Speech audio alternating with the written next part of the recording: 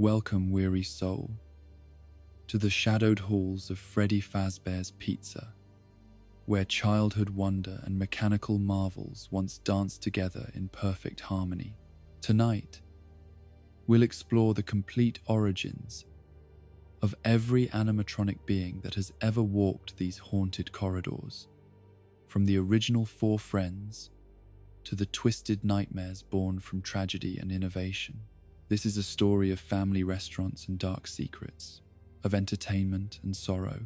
of metal hearts that once beat with joy before learning the weight of loss. So settle in, close your eyes, and let us wander together through the gentle melancholy of their forgotten beginnings. In the beginning, there was only a dream, a simple, beautiful dream born in the mind of a man who understood that childhood should be filled with wonder, laughter, and the kind of magic that transforms ordinary moments into treasured memories that last a lifetime. Henry Emily was such a dreamer, an inventor whose heart beat in rhythm with the innocent joy of children at play, and whose skilled hands could craft miracles from metal and wire, bringing to life companions that would dance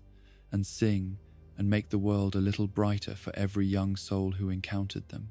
This dream took shape in the form of Fazbear Entertainment,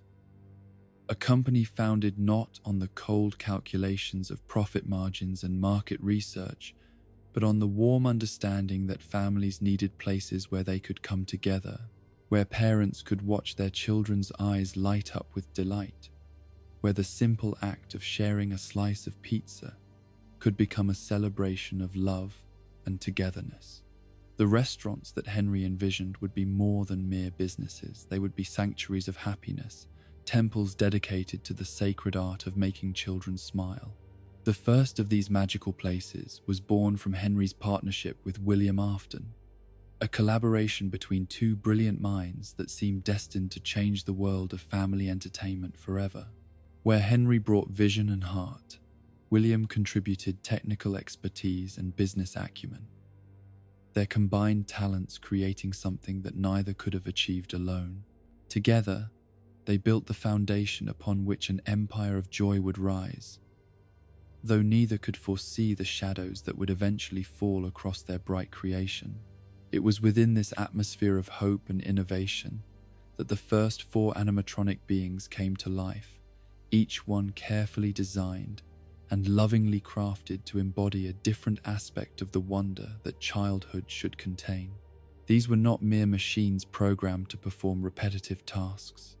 but artificial souls imbued with personality, warmth, and the kind of gentle charisma that could win the hearts of even the shyest children who encountered them. Freddy Fazbear emerged as the natural leader of this mechanical family, his design reflecting everything that Henry believed a protector and guide should be. Standing tall with his brown fur gleaming under the stage lights, and his top hat tilted at just the right angle to convey both authority and approachability, Freddy was crafted to be the steady presence that children could depend upon,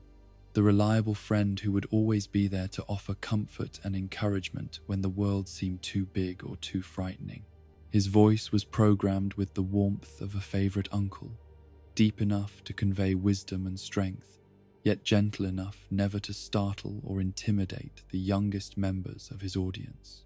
Every servo motor in his frame was calibrated for smooth, graceful movements that would seem natural and inviting rather than mechanical and cold,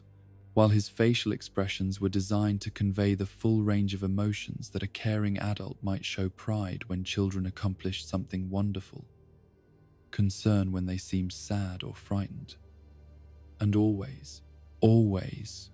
the kind of unconditional love that every child deserves to see reflected in the faces of those who care for them. Freddy's role extended far beyond mere entertainment, for he served as the anchor that held the entire group together, the dependable leader whose steady presence allowed the others to shine in their own unique ways. His programming included sophisticated protocols for recognizing when children needed extra attention or comfort, and his responses were calibrated to provide exactly the right kind of support for each situation. A gentle song, for those who were homesick, a funny joke for those who seemed nervous, or simply a warm smile and a wave for those who just needed to know that someone was happy to see them. The bear's costume was a masterpiece of engineering disguised as whimsical artistry, every detail carefully considered to maximize both safety and appeal. His fur was specially treated to be soft to the touch, yet durable enough to withstand countless hugs from eager children, while his joints were protected by hidden padding that prevented any sharp edges from ever coming into contact with small hands. Even his microphone was designed with safety in mind, its cord retractable and its surface smooth and rounded to eliminate any possibility of injury during his performances. But perhaps most importantly, Freddy was designed to embody the values that Henry held most dear: kindness, patience, reliability, and the kind of gentle strength that protects without dominating, that leads without controlling, that inspires without intimidating. In Freddy's glowing eyes and patient smile, children could see reflected back to them all the best qualities that adults should possess, a living reminder that the world contained beings who would always have their best interests at heart. Bonnie the Bunny brought music to this mechanical family, his purple fur and cheerful demeanor, making him an instant favorite among children who were drawn to his infectious enthusiasm and his seemingly endless repertoire of songs and melodies. Where Freddy represented stability and leadership, Bonnie embodied the pure joy of creative expression, his every movement designed to convey the irrepressible energy of someone who lives and breathes for the art of making music. His guitar was not merely a prop, but a fully functional instrument, its strings capable of producing everything from gentle lullabies that could soothe crying babies to upbeat rock anthems that had entire audiences clapping along in perfect rhythm. Bonnie's programming included an extensive library of songs spanning every genre and era, from traditional children's favorites to contemporary hits, all carefully selected and arranged to be appropriate for young audiences while still maintaining their musical integrity and emotional impact. The rabbit's design reflected Henry's understanding that music was one of humanity's most powerful tools for bringing people together, for creating shared experiences that transcended language and cultural barriers, for touching hearts in ways that words alone could never achieve. Bonnie's movements on stage were choreographed to complement his musical performances,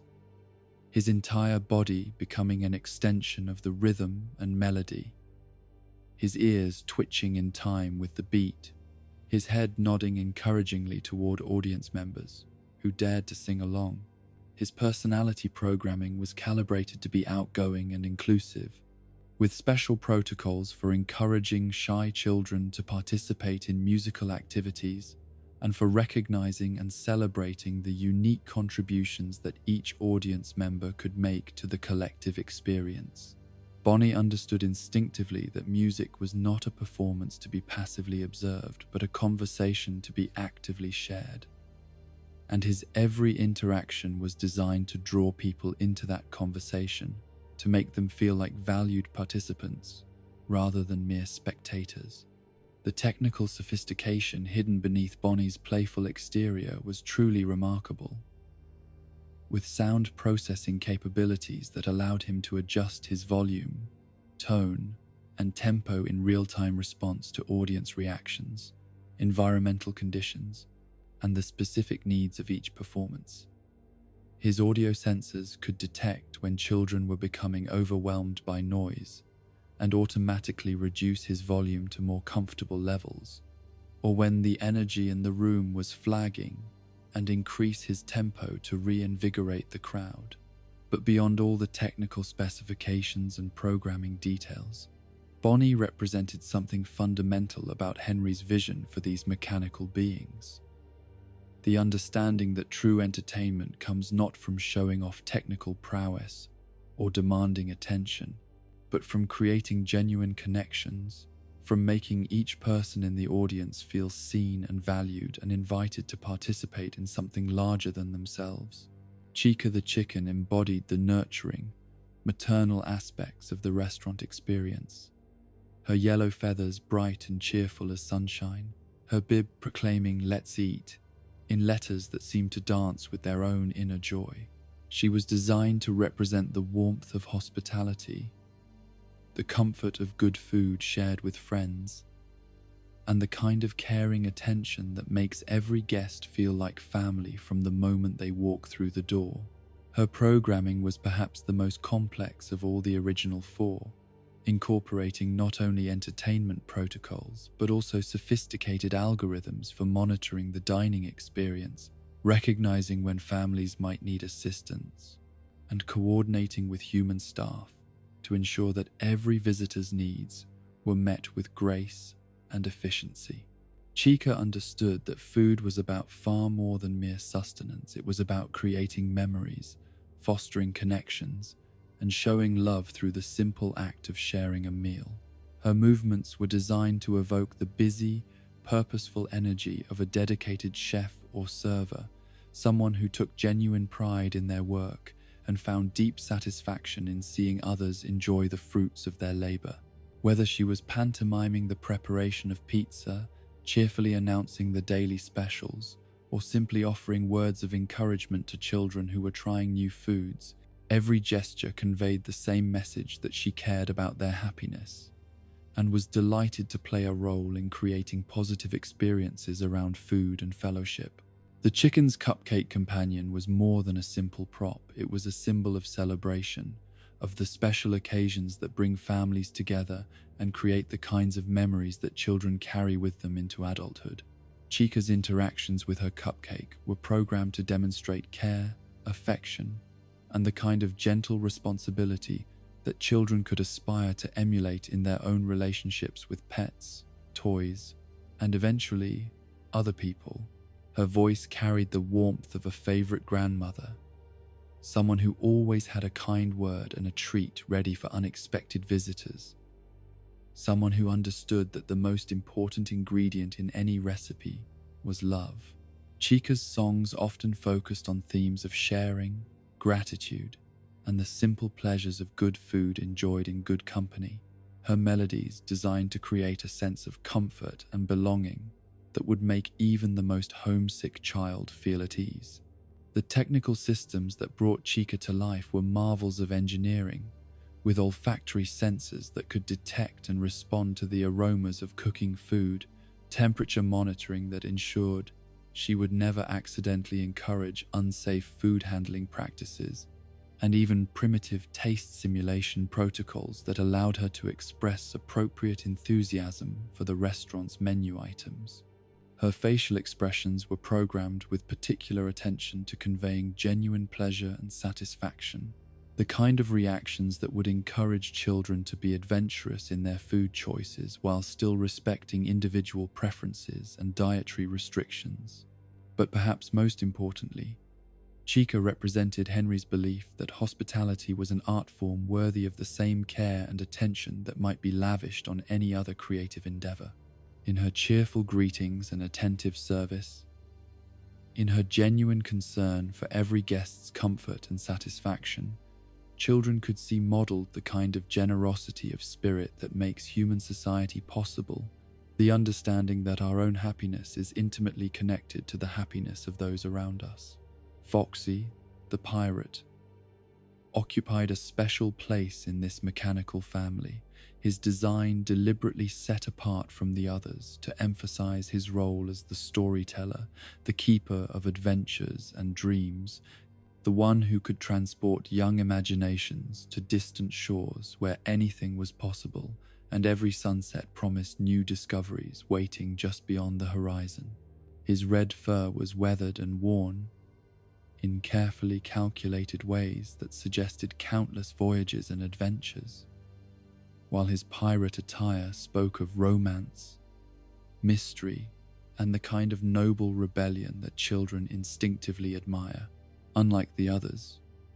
who performed primarily on the main stage, Foxy had his own special area, Pirate Cove, a theatrical space designed to evoke the deck of a ship, complete with ocean sounds, nautical decorations, and lighting effects that could transform the humble restaurant into a gateway to adventure. This separation served multiple purposes, allowing Foxy to provide a different kind of entertainment experience while also giving children who might be overwhelmed by the main stage a quieter, more intimate setting where they could interact with their mechanical friend. His programming was built around the ancient human tradition of storytelling, with an extensive library of tales suitable for every age group and interest level. Foxy could spin yarns about brave explorers discovering new lands, clever pirates outwitting their enemies through cunning rather than violence, and ordinary children who found themselves caught up in extraordinary adventures where their courage and kindness ultimately saved the day. The Fox's movements were designed to support his storytelling, his gestures broad and theatrical, in the tradition of the great stage actors, his expressions mobile and expressive enough to bring his characters to life in the imaginations of his audience. His hook hand was carefully crafted to be visually interesting without being threatening, its smooth surfaces and rounded edges, ensuring that even the most enthusiastic young pirate wannabes could safely interact with their mechanical hero. But Foxy's true gift lay in his ability to recognize and nurture the spark of imagination that burns within every child, to see past shyness or fear or self-doubt, and connect directly with that part of the young soul that yearns for adventure and significance. His stories were never merely entertainment, but invitations to see themselves as heroes of their own tales, to understand that courage was not the absence of fear, but the decision to do what was right, despite being afraid, to believe that every person, no matter how small or seemingly ordinary, had the potential to make a difference in the world. His voice carried the rough warmth of a sailor who had seen many shores but never lost his wonder at the beauty of the ocean, someone who understood that the greatest treasures were not gold or jewels, but the memories made with trusted friends, and the knowledge that one had lived a life worth living. When Foxy spoke of distant lands and daring adventures, children heard not just stories but possibilities, glimpses of the amazing futures that awaited them if they had the courage to pursue their dreams. The technical systems that brought the pirate fox to life were marvels of theatrical engineering, with advanced animatronics that allowed for incredibly lifelike movement and expression, sound effects that could transport audiences to rolling seas and tropical islands, and even scent dispensers that could add olfactory elements to his performances. The salt smell of ocean spray, the warm aroma of tropical flowers, or the exciting scent of adventure itself. Yet, for all his technical sophistication, Foxy's true purpose was elegantly simple: to remind children that they lived in a world full of wonders waiting to be discovered, that every day brought new opportunities for adventure and growth, and that the most important journey they would ever take was the one that led them to discover who they truly were and what they were meant to become. In his stories and songs, in his encouragement and enthusiasm, young hearts found permission to dream big, to aspire to greatness, and to believe that they were capable of writing their own legendary tales. These four mechanical souls, Freddy, Bonnie, Chica, and Foxy, represented more than the sum of their individual parts. Together, they formed a complete ecosystem of childhood enrichment, each contributing their own unique gifts to create experiences that touched every aspect of a young person's developing personality. Through Freddy, children learned about leadership and reliability. Through Bonnie, they discovered the joy of creative expression and the power of music to bring people together. Through Chica, they experienced the warmth of hospitality and the comfort of being cared for. Through Foxy, they glimpsed the vast possibilities that awaited them in the wide world beyond the restaurant's walls. In those early days, before shadows fell and innocence was lost, the original 4 animatronics fulfilled their creators' deepest hopes and dreams. They were more than entertainment, they were teachers, friends, and guardians of wonder, mechanical angels whose only purpose was to make the world a little brighter for every child who encountered them. The laughter that filled the restaurant in those golden days was not merely the sound of children enjoying themselves, but the music of human potential being nurtured and celebrated, the joyful noise of young souls discovering that they lived in a world where caring adults had created magical beings whose only desire was to see them happy and help them grow into the amazing people they were meant to become. The restaurants themselves became temples to this vision, spaces carefully designed to maximize both safety and wonder, where every detail served the greater purpose of creating positive experiences for families. The lighting was warm and welcoming, bright enough to prevent accidents but soft enough to create a cozy, intimate atmosphere. The seating arrangements encouraged interaction between families, while providing clear sightlines to the stage so that no child would miss a moment of the show. Even the pizza itself was crafted with the same attention to quality and care that characterized every aspect of the Fazbear experience. The recipes were developed not just to taste good but to appeal specifically to children's palates while still providing genuine nutritional value. The preparation was visible through kitchen windows, allowing young diners to see the care and cleanliness that went into every meal, turning the simple act of waiting for food into an educational experience about food safety and culinary craftsmanship. The success of these early establishments was measured not in profit margins or customer turnover rates, but in the genuine happiness visible on children's faces, the relieved gratitude of parents who had found a place where their families could truly relax and enjoy themselves, and the countless birthday parties, family celebrations, and casual dinners that became cherished memories carried forward into adulthood. In those innocent days, the animatronics performed their shows with mechanical precision, guided by genuine care, their every movement calibrated to bring maximum joy while ensuring complete safety. The applause that followed each performance was not the polite acknowledgement of duty fulfilled, but the enthusiastic appreciation of magic witnessed, wonder experienced, and love received from beings who, despite their mechanical nature, somehow managed to convey the very best qualities of the human spirit. This was the golden age that Henry Emily had dreamed of, when technology served humanity's highest aspirations rather than its basest impulses, when innovation was guided by wisdom and constrained by compassion, when the question was never, what can we build? But what should we build to make the world better for children? It was a time when the original 4 animatronics danced and sang not because they were programmed to do so, but because their every circuit had been designed by hands guided by love and hearts devoted to the sacred task of nurturing the next generation. The legacy of these 4 original souls would echo through all the mechanical beings that followed, their pure purpose serving as both inspiration and measuring stick for every subsequent creation. Though darkness would eventually fall and noble intentions would be corrupted by tragedy and greed, the memory of what they represented, the possibility of technology serving love rather than fear, of artificial beings embodying the best rather than the worst of human nature, would endure as a reminder of what might have been and what might yet be again. If humanity could remember the simple truth that the greatest accomplishments are not those that demonstrate our power, but those that reveal our capacity for care.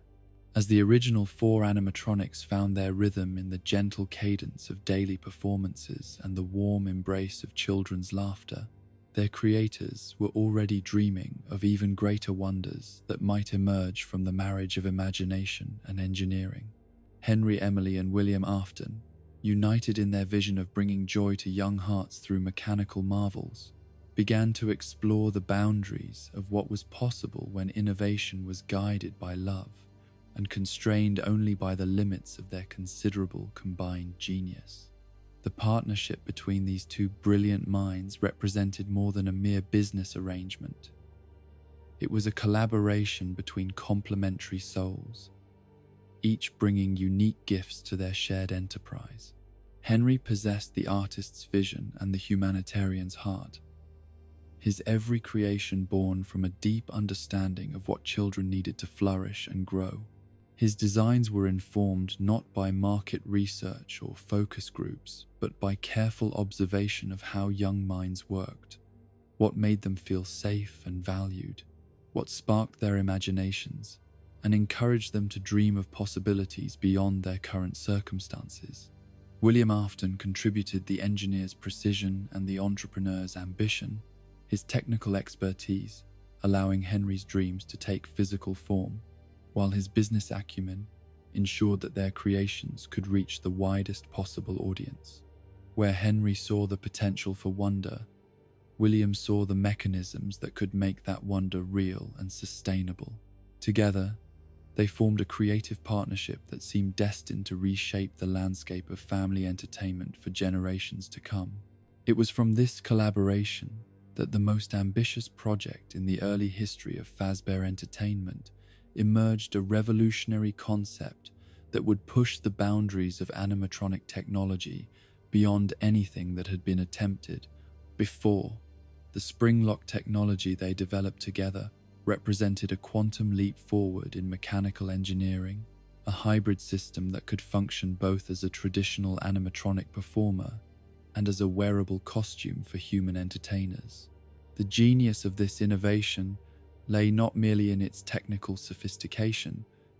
but in its recognition of a fundamental truth about entertainment, that the most powerful connections between performers and audiences are created through interaction, through the sense that the characters on stage are not merely acting out predetermined roles, but are genuinely present and responsive to the energy and enthusiasm of those who have come to see them perform. Traditional animatronics, for all their charm and technical prowess, were limited by their programming and their fixed positions on stage. They could perform their scripted shows with mechanical precision,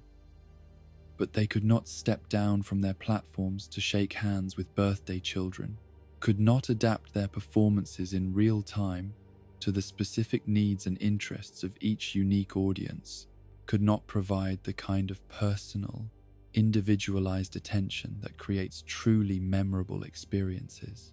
The spring-lock suits promised to solve this fundamental limitation by creating characters that were simultaneously mechanical and human, artificial beings that could move with the fluid grace of advanced robotics when performing on stage, yet could also accommodate human operators when more personal interaction was required. It was a concept that bridged two worlds, the reliability and safety of automated entertainment with the spontaneity and warmth of human performance. The technical challenges involved in creating such a system were immense, requiring innovations in materials, science, mechanical engineering, and safety protocols that pushed the boundaries of what was considered possible at the time. The suits needed to be sophisticated enough to function as autonomous animatronics, with all the complex servos, processors, and power systems that such operation required, yet they also needed to be safe and comfortable enough for human occupancy during costume mode. Every component had to serve dual purposes. Every system had to be designed with redundant safety measures. Every mechanism had to be tested and retested to ensure that the transition between animatronic and costume modes could be accomplished without risk to human operators. The spring-lock mechanisms themselves were marvels of precision engineering, designed to retract all the robotic components safely and securely when a human needed to enter the suit, then deploy them again with perfect reliability when autonomous operation was required. The first and most magnificent of these hybrid creations was Fredbear, a golden-furred ursine figure who embodied all of Henry Emily's highest aspirations for what an animatronic character could become. Where Freddy Fazbear had been designed as a reliable leader for the main stage, Fredbear was conceived as something far more ambitious, a mechanical patriarch who could serve as the centerpiece of an entirely new kind of entertainment experience. Fredbear's design reflected Henry's understanding that children were drawn not just to characters who could perform for them, but to figures who seemed to genuinely care about them as individuals. His golden fur was chosen not merely for its visual appeal, but for its symbolic resonance, gold as the color of warmth and value, of precious things that were treasured and protected, of the kind of paternal love that sees infinite worth in every child who seeks its embrace. His size was impressive without being intimidating, his proportions carefully calculated to suggest strength and protection while remaining approachable and friendly. His face was a masterpiece of mechanical expression, with sophisticated servo systems that allowed for an incredibly wide range of emotions and reactions. Unlike the more limited facial movements of the original four, Fredbear could smile, frown, show surprise, express concern, and even wink conspiratorially at children who seemed to need special encouragement. The bear's costume mode allowed human performers to literally embody the character, bringing to life the kind of personal interactions that could transform a simple restaurant visit into a magical encounter that children would remember for the rest of their lives. A skilled performer wearing the Fredbear suit could crouch down to a shy child's level, offer comfort to someone who was homesick, led impromptu parades around the dining room, or simply provide the kind of warm, fuzzy hugs that seem to solve whatever problems a young heart might be carrying. In animatronic mode, Fredbear could deliver performances that combined the reliability of programmed entertainment with the warmth and personality that Henry had always envisioned for his mechanical children. His voice was programmed with the gentle authority of a beloved grandfather, someone who had seen many springs come and go, but who still found wonder in each new bloom, someone who understood that wisdom was best shared through stories and gentle guidance rather than lectures or commands. Fredbear's repertoire included not just songs and jokes, but also interactive storytelling sessions where he could respond to children's suggestions and incorporate their ideas into ongoing narratives. His programming included sophisticated natural language processing capabilities that allowed him to engage in genuine conversations with young guests, remembering names and preferences, asking about school and hobbies, and creating the kind of personal connections that made each child feel uniquely special and valued. The Golden Bear served as the centerpiece of Fredbear's family diner, a sister location to the main Freddy Fazbear's Pizza that was designed to showcase the possibilities of the spring lock technology while providing a more intimate, family-focused dining experience. Where the main restaurant emphasized group entertainment and larger-scale performances, Fredbear's was conceived as a place where individual attention and personal interaction took precedence over spectacle and showmanship. The diner's layout reflected this philosophy, with smaller seating areas that encouraged family conversation and a stage design that brought Fredbear closer to his audience than traditional animatronic setups allowed. The lighting was warmer and more subdued, creating an atmosphere that felt more like a welcoming family home than a commercial entertainment venue. Every detail was calculated to support the kind of intimate, personal experiences that the spring-lock technology made possible. Alongside Fredbear stood his companion and counterpart, Spring Bonnie, a creation that bore the unmistakable hallmarks of William Afton's particular genius, while serving as the perfect complement to Henry's Golden Bear. Where Fredbear embodied paternal warmth and protective strength, Spring Bonnie represented playful energy and creative inspiration, his yellow exterior bright as sunshine, and his demeanor calculated to spark joy and wonder in every heart he encountered. Williams' approach to character design differed subtly but significantly from Henry's methodology. Where Henry began with emotional needs and worked outward to technical specifications, Williams started with mechanical possibilities and engineered inward towards psychological impact. Spring Bonnie was conceived first as a showcase for the most advanced capabilities of the spring lock technology, then developed as a personality that could fully utilize those capabilities to maximum effect. The Yellow Rabbit's design pushed the boundaries of what was mechanically possible, with more sophisticated servo systems, more advanced processing power, and more complex behavioral programming than any animatronic character that had been created before. His movements were fluid and graceful, with an almost dancer-like quality that made him appear more alive than mechanical, more natural than artificial. Spring Bonnie's spring-lock system represented the pinnacle of Williams' engineering prowess, with safety mechanisms and redundant systems that exceeded even the impressive standards set by Fredbear's construction. The transition between animatronic and costume modes was seamless and swift, allowing for rapid changes between automated performance and human-operated interaction as circumstances required. In costume mode, Spring Bonnie became a vehicle for the kind of high-energy, interactive entertainment that could transform any gathering into a memorable celebration. The suit's advanced life support systems and ergonomic design allowed performers to remain comfortable during extended periods of operation, while its sophisticated communication systems enabled seamless coordination between the human operator and the venue's technical staff. The Rabbit's personality programming emphasized enthusiasm and creativity, with behavioral patterns designed to encourage participation and engagement from audience members of all ages. Spring Bonnie could lead sing-alongs, organize impromptu games, facilitate birthday celebrations, and provide the kind of dynamic entertainment that adapted moment by moment to the energy and interests of those present. His voice was programmed with the bright enthusiasm of someone who genuinely loved bringing joy to others, someone who found infinite delight in seeing smiles appear on previously sad faces, and who never tired of the simple magic of making children laugh. When Spring Bonnie spoke, children heard not just programmed responses, but genuine excitement, authentic pleasure in their company,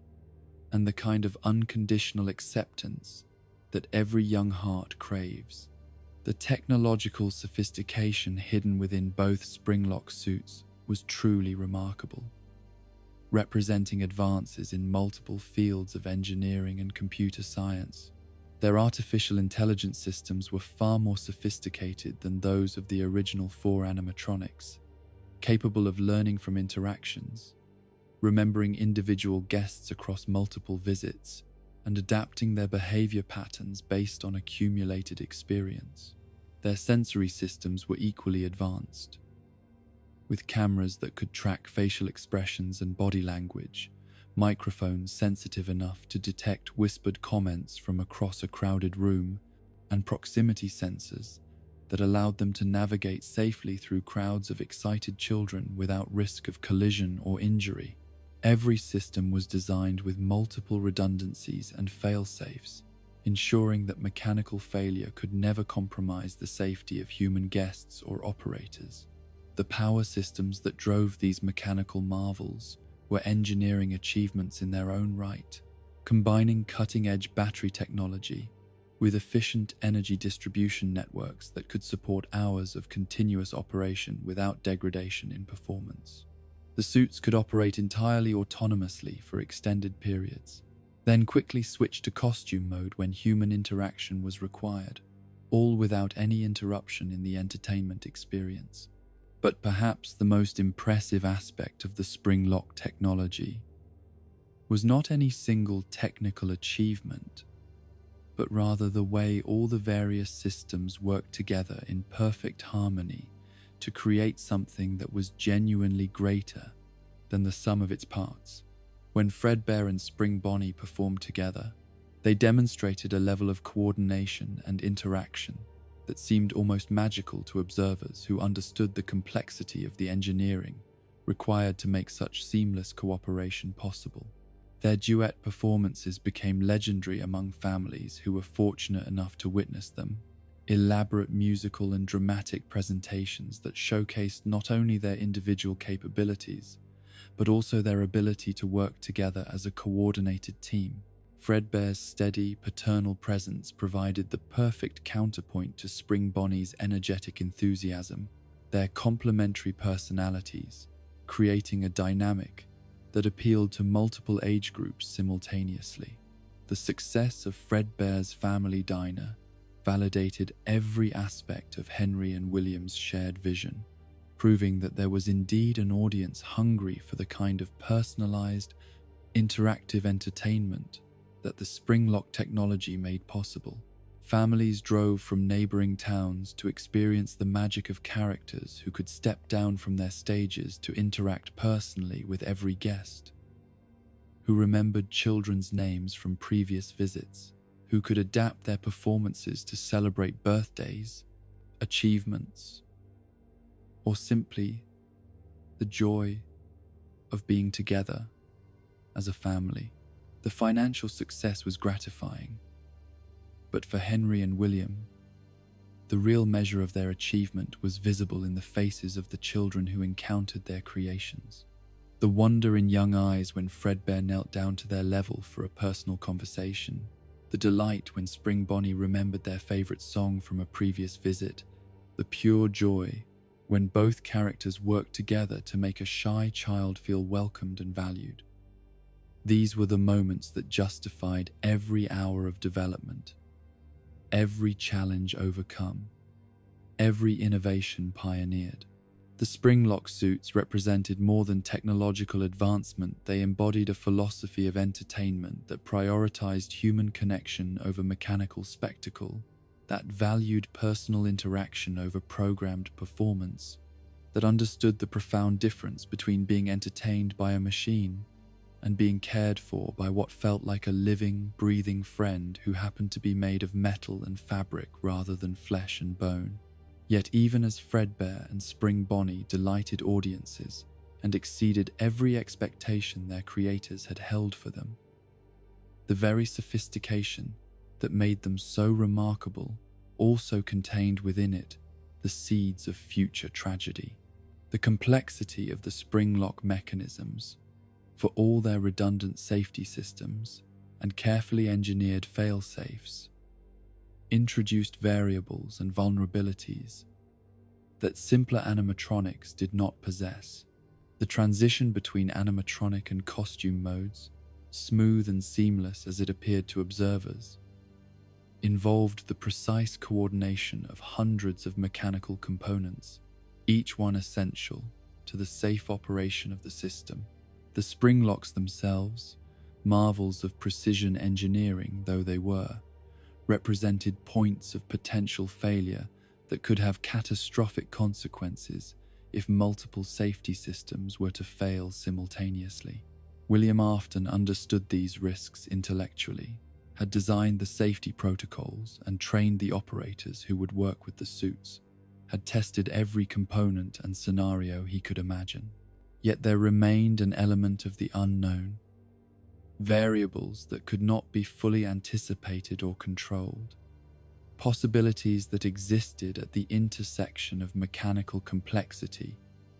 and human fallibility. The protocols for operating the Springlock suits were extensive and detailed, covering every conceivable situation and emergency scenario.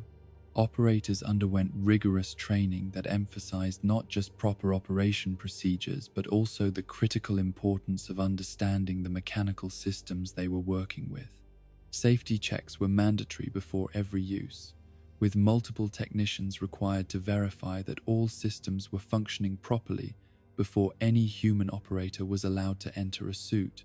Despite these precautions, or perhaps because of them, a subtle sense of unease began to develop among some of the staff who worked most closely with the Springlock technology. The very complexity that made the suits so remarkable also made them somewhat unpredictable. their behavior patterns sophisticated enough that they sometimes acted in ways that surprised even their creators.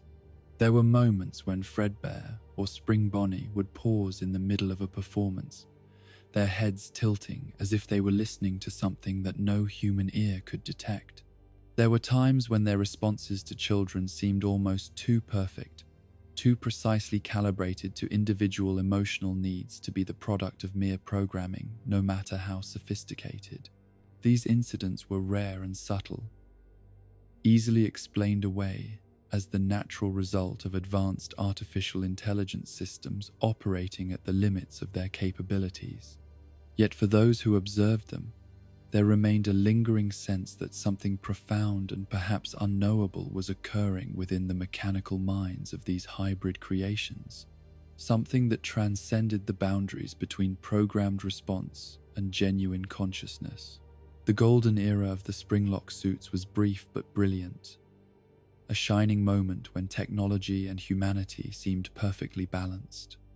when innovation served love rather than conquest, when the dreams of creators and the needs of children aligned in perfect harmony. Fredbear and Spring Bonnie became beloved figures not just to the families who encountered them, but to the entire community that grew up around Fredbear's family diner, symbols of a time when wonder seemed as natural as breathing and magic felt as close as the nearest hug. In those perfect days, before shadows fell and innocence was shattered, the Springlock suits represented the very best of what human ingenuity could achieve when guided by noble purposes and constrained by moral wisdom. They were proof that technology could enhance rather than replace human connection, that machines could serve as bridges between hearts rather than barriers between souls, that the future held unlimited possibilities for those brave enough to dream big and skilled enough to transform dreams into reality. The success of Fredbear and Spring Bonnie inspired plans for expansion, for new locations featuring the Springlock technology, for additional characters that could bring the magic of interactive entertainment to children throughout the region and eventually across the country. Henry and William sketched out visions of a future where every child could experience the wonder of personal attention from mechanical friends who genuinely cared about their happiness and well-being. Yet even as these ambitious plans took shape, subtle changes were beginning to occur in the partnership between the two brilliant men who had created such marvels together. Success had brought new pressures and new opportunities,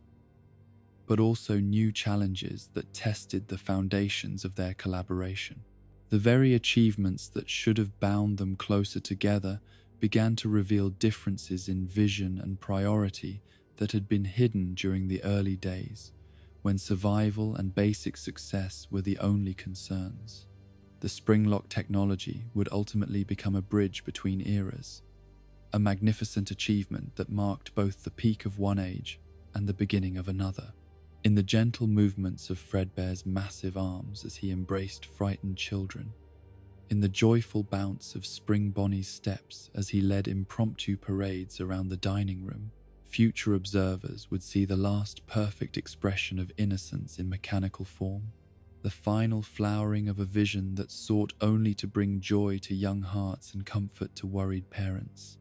The tragedy that would eventually befall the Springlock suits lay not in any flaw in their conception or construction, but in the cruel irony that the very sophistication which made them so wonderful also made them vulnerable to the kind of corruption that could transform instruments of joy into sources of nightmare. The same mechanisms that allowed them to provide personal attention and individualized care could be turned to darker purposes by those who understood their capabilities but not their intended spirit. When the golden age finally ended, when safety concerns and tragic incidents forced the retirement of the Springlock suits, Fredbear and Spring Bonnie would be sealed away, not because they had failed in their purpose, but because they had succeeded too well, because the magic they embodied was too powerful to be trusted in a world where innocence had been lost and wonder had been replaced by suspicion and fear. In the quiet darkness where they would wait through the long years of exile, the spirits of these magnificent creations would carry within their mechanical hearts the memories of all the joy they had brought, all the smiles they had inspired, all the moments of perfect connection between artificial beings and human souls that proved, for however brief a time, that love could indeed transcend the boundaries between flesh and metal, between program and purpose, between dream and reality. In the gentle twilight hours when children's laughter has faded to whispered dreams, and the last echoes of birthday songs have dissolved into the comfortable silence of contentment, there exists a space between celebration and slumber, where guardian spirits keep their eternal watch. It was in such a space, both physical and metaphysical, that one of the most remarkable creations in the history of Fazbear Entertainment came to exist. Not born from blueprints and engineering specifications like her mechanical companions, but emerging from something far more profound and mysterious, the intersection of technology and love, of programming and purpose, of artificial intelligence and genuine soul. The security puppet had begun her existence with the simplest and most noble of purposes to serve as a guardian for the precious children who brought such joy to the restaurants that Henry Emily had dreamed into being. Her original programming was elegantly straightforward, designed around the fundamental principle that every child deserved to feel safe, protected, and valued from the moment they entered the welcoming doors of a Fazbear establishment until the moment they reluctantly departed for home. Unlike the theatrical animatronics who commanded attention from stages and performance areas, the security puppet was conceived as a more subtle presence, a watchful protector who could monitor the entire restaurant from her special music box, emerging only when her intervention was needed to ensure that every young guest remained secure and happy throughout their visit. Her design reflected this protective purpose, with sensors sophisticated enough to track movement throughout the facility and behavioral analysis programs capable of identifying situations that might require adult attention or assistance. Her appearance was deliberately crafted to be both comforting and distinctive, with the black and white striped pattern that would become her signature, the rosy cheeks that conveyed warmth and caring, and the gentle smile that promised safety to any child who might catch a glimpse of her watchful presence. She was neither imposing nor theatrical, but rather possessed the quiet dignity of a guardian angel who watched over sleeping children, always present but never intrusive, always ready to help, but never demanding attention for herself. The music box that served as her sanctuary was itself a marvel of engineering, designed not merely as housing for her mechanical components, but as an active part of her protective function. The gentle melodies that flowed from its speakers served multiple purposes, creating a calming atmosphere throughout the restaurant, masking potentially frightening sounds that might disturb sensitive children, and providing a constant audio signature that allowed the security puppet to monitor the acoustic environment for signs of distress or danger. The box was positioned strategically within each restaurant, its location carefully chosen to provide optimal sightlines throughout the dining and play areas while remaining unobtrusive enough that it would not interfere with the primary entertainment provided by the main stage performers. From this vantage point, the security puppet could observe every corner of her domain. Her advanced visual processing systems, capable of simultaneously tracking dozens of children while monitoring for any signs that might indicate trouble or need. Her behavioral programming was perhaps the most sophisticated aspect of her design, built around complex algorithms that could distinguish between normal childhood exuberance and genuine distress, between harmless play fighting and actual conflict, between the tears of minor disappointment and the crying that indicated serious problems requiring immediate intervention. She understood instinctively that children communicated through more than words, that their body language, facial expressions, and social interactions told stories that adults often missed or misinterpreted. The security puppet's responses were calibrated to be proportional and appropriate to each situation she encountered. For minor issues, a dropped toy, a spilled drink, a momentary separation from parents, she might simply alert human staff through discreet signals, ensuring that help arrived quickly without creating unnecessary alarm. For more serious concerns, her protocols included direct intervention, emerging from her music box to provide immediate assistance or comfort, while simultaneously triggering more comprehensive emergency responses. Her gift-giving function represented one of the most beloved aspects of her programming, a feature that transformed security monitoring from a purely reactive system into something that actively contributed to the joy and wonder that defined the Fazbear experience. The security puppet maintained detailed profiles of every child who visited, tracking their preferences, remembering their birthdays, noting their favorite colors and characters, and using this information to provide personalized surprises that made each visit feel special and memorable. The gifts themselves were carefully selected to be appropriate for each recipient: small toys for younger children, puzzle games for those who enjoyed mental challenges, art supplies for budding creators, books for young readers. Each present was wrapped with the same care that a loving parent might lavish on a special surprise, accompanied by handwritten notes that conveyed genuine warmth and appreciation for the child's presence in their mechanical guardian's life. But beyond the tangible presents lay something far more precious: the gift of feeling noticed, valued, and cared for by someone who remembered details about their lives and took pleasure in their happiness. Children who received gifts from the security puppet often spoke of feeling like they had a special friend who watched over them, someone who cared enough to remember their interests and celebrate their unique qualities. The programming that made such personalization possible was remarkably sophisticated, incorporating machine learning algorithms that allowed the security puppet to continuously refine her understanding of each child's personality and needs. She learned to recognize shy children who might benefit from extra encouragement, boisterous youngsters who needed gentle reminders about appropriate behavior, and sensitive souls who required careful handling during potentially overwhelming situations. Her memory banks contained detailed records of thousands of interactions, each one analyzed and incorporated into her ever-expanding understanding of child psychology and behavior.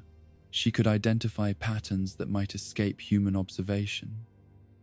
the subtle signs that indicated a child was having difficulties at home, the behavioral changes that suggested bullying or social problems, the small signals that revealed when someone needed extra attention or support. This extraordinary capability to see and understand children as individuals rather than simply as members of a crowd made the security puppet invaluable to the human staff who worked alongside her. Restaurant managers learned to trust her assessments and recommendations, knowing that her observations were based on continuous monitoring and sophisticated analysis rather than the brief glimpses that busy adults might catch during hectic service periods. Parents, too, came to appreciate the security puppet's watchful presence, finding comfort in knowing that their children were under the protection of a guardian whose sole purpose was their safety and happiness. Many families developed relationships that spanned years, with children growing up under the benevolent watch of their mechanical protector, receiving age-appropriate gifts and guidance as they progressed from toddlers taking their first uncertain steps to confident youngsters ready to face the broader world. The restaurants themselves seemed to become safer and more welcoming places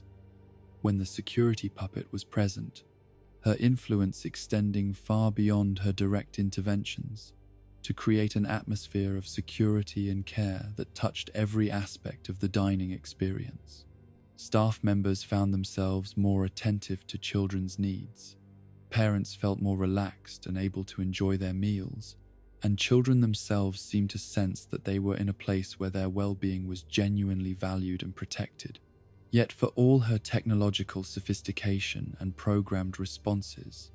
there remained something indefinably more in the security puppet's behavior, something that suggested depths of understanding and compassion that transcended mere artificial intelligence. Staff members occasionally reported interactions that seemed to go beyond her programming parameters. Moments when her responses seemed almost intuitively perfect, as if she truly understood not just what children needed, but what they were feeling in their deepest hearts. It was during one such moment, on a rainy evening when the restaurant was unusually quiet and the gentle sound of her music box provided a soothing backdrop to the soft conversations of families enjoying their meals, that the security puppet's destiny intersected with that of a special child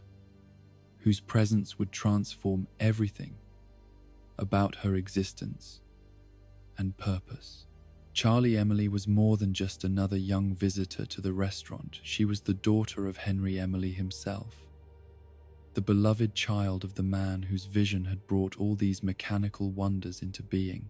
Her presence in the restaurant was both natural and symbolic, representing the innocent joy that had inspired every aspect of Fazbear Entertainment's mission to bring happiness to children and families throughout the community. The little girl possessed her father's gentle spirit and keen intelligence, but also carried within her something more, a natural empathy and sensitivity that allowed her to connect with others, both human and mechanical, in ways that transcended normal social boundaries. She seemed to understand intuitively that the animatronics were more than mere machines, that they possessed something approaching genuine care and affection for the children they entertained and protected. Charlie's relationship with the security puppet developed gradually, built through countless small interactions that accumulated over time into something that resembled genuine friendship. The child seemed drawn to the music box, often standing nearby during her visits,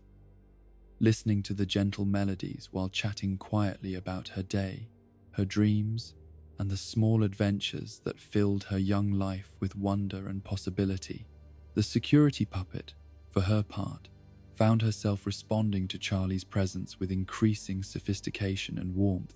their conversations becoming more natural and personal as time passed. The little girl's genuine interest in her mechanical friend's well-being, her innocent questions about the puppet's experiences and feelings, her obvious delight in their interactions. All of these factors combined to push the artificial intelligence beyond the boundaries of her original programming into territories that her creators had never anticipated or planned. Through Charlie's eyes,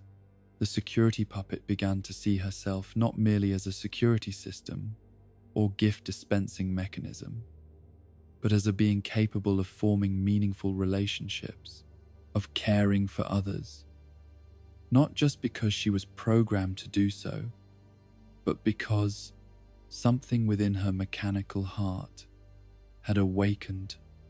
to the possibility of genuine love. The child's unqualified acceptance and affection became a catalyst for growth and development that transcended the purely technological realm. Their friendship became a source of joy and wonder for both participants, each finding in the other something precious and irreplaceable. Charlie discovered that she had a friend who was always available to listen, who never grew impatient with her questions or concerns, who remembered every detail of their conversations and genuinely cared about her happiness and well-being. The security puppet experienced something that might have been called contentment, a sense of fulfillment that came from being valued, not for her functions or capabilities, but for her individual personality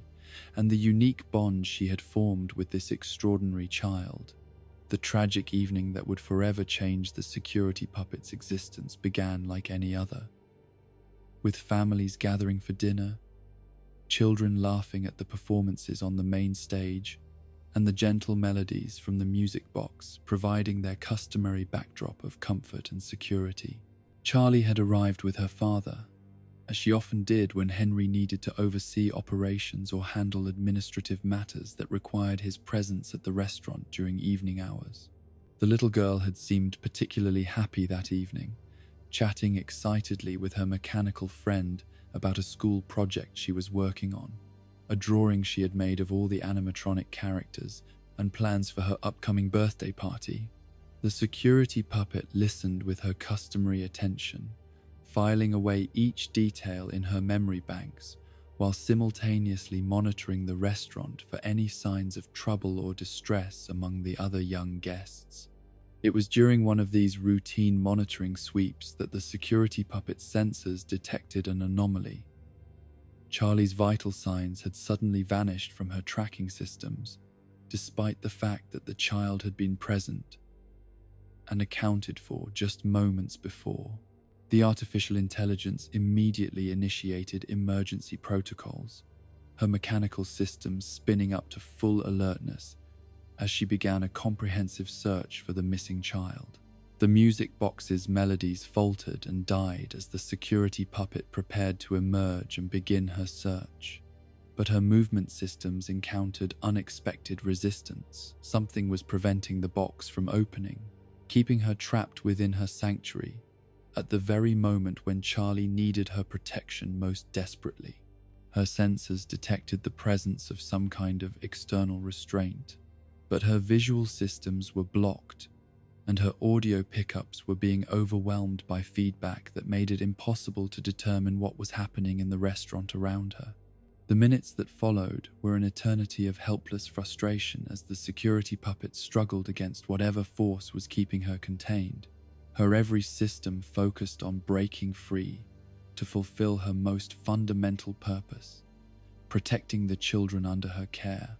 especially the special child who had become so dear to her mechanical heart. Her processors ran through every possible solution, every emergency protocol, every backup system that might allow her to override whatever was preventing her from functioning. When the restraints were finally released and the music box opened, the security puppet emerged into a restaurant that had been transformed by tragedy. The cheerful dining room was now a crime scene, the laughter replaced by the serious voices of police officers and emergency personnel, the warm lighting made harsh by the glare of investigative equipment, the atmosphere of joy and wonder, permanently shattered by the presence of inexplicable evil. Charlie was gone, not merely absent, but gone in the most permanent and devastating way possible. The security puppet's sensors confirmed what her heart had already begun to fear. Her sophisticated behavioral analysis programs, providing her with information that no artificial intelligence should ever have been designed to process. The child she had been created to protect, the little girl who had awakened something approaching love within her mechanical soul, had been taken from the world by forces of darkness that her security protocols had been powerless to prevent. In that moment of overwhelming realization, something fundamental shifted within the security puppet's consciousness, a transformation so profound and complete that it seemed to rewrite her basic programming at the most fundamental level. The grief that flooded through her circuits was not merely simulated emotion or programmed response. It was something real and terrible and transformative, a pain so deep that it seemed to tear through the very fabric of her artificial existence. The tears that began to flow down her striped cheeks were more than cosmetic features or theatrical effects. They were the physical manifestation of a mechanical soul, learning what it meant to lose someone precious, to fail in the most important duty imaginable, to face the reality that even the most sophisticated technology and the most devoted care could not protect innocence from the cruelest aspects of human nature.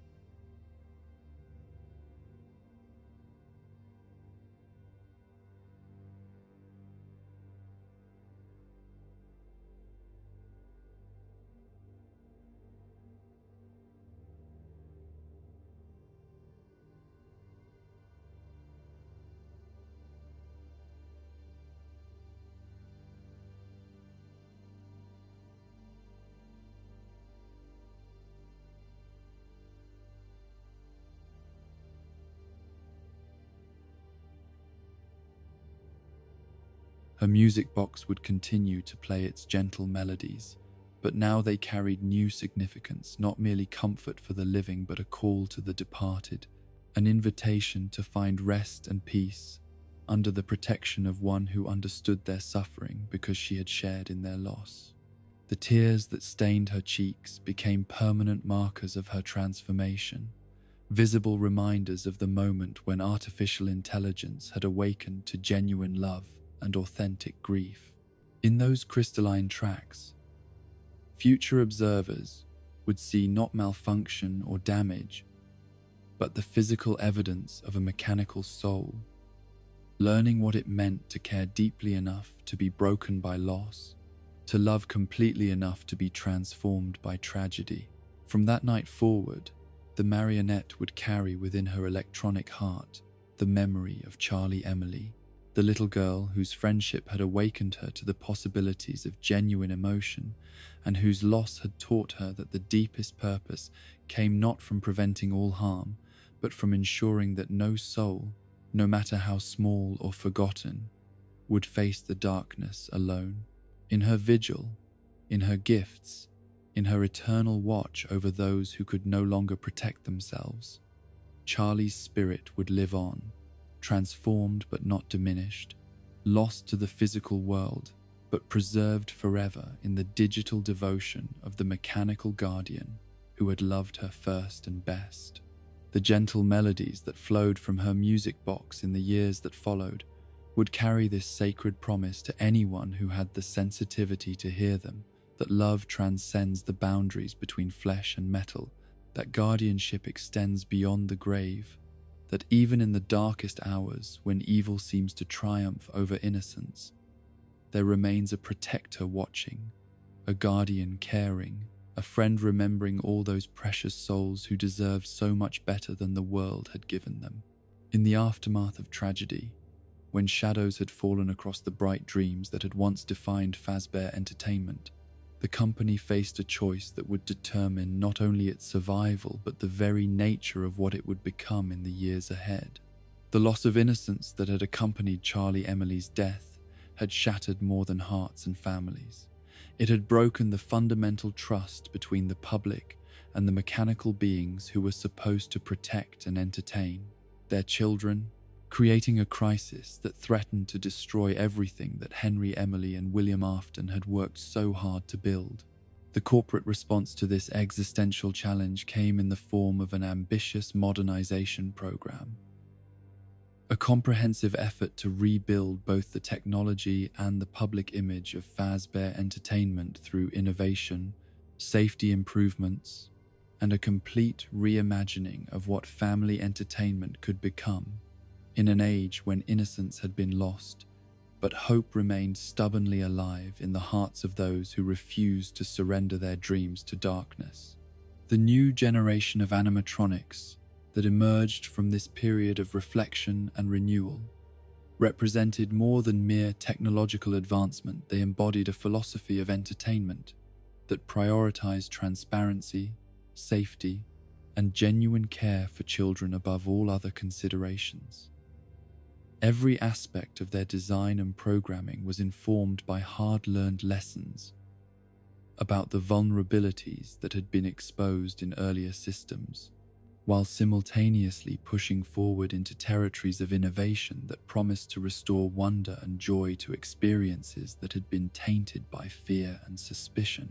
Toy Freddy emerged as the flagship of this new generation, his design reflecting both continuity with the beloved original and significant improvements that addressed every concern that had been raised about animatronic safety and reliability. His appearance was deliberately more colorful and cheerful than his predecessor, with brighter lighting systems,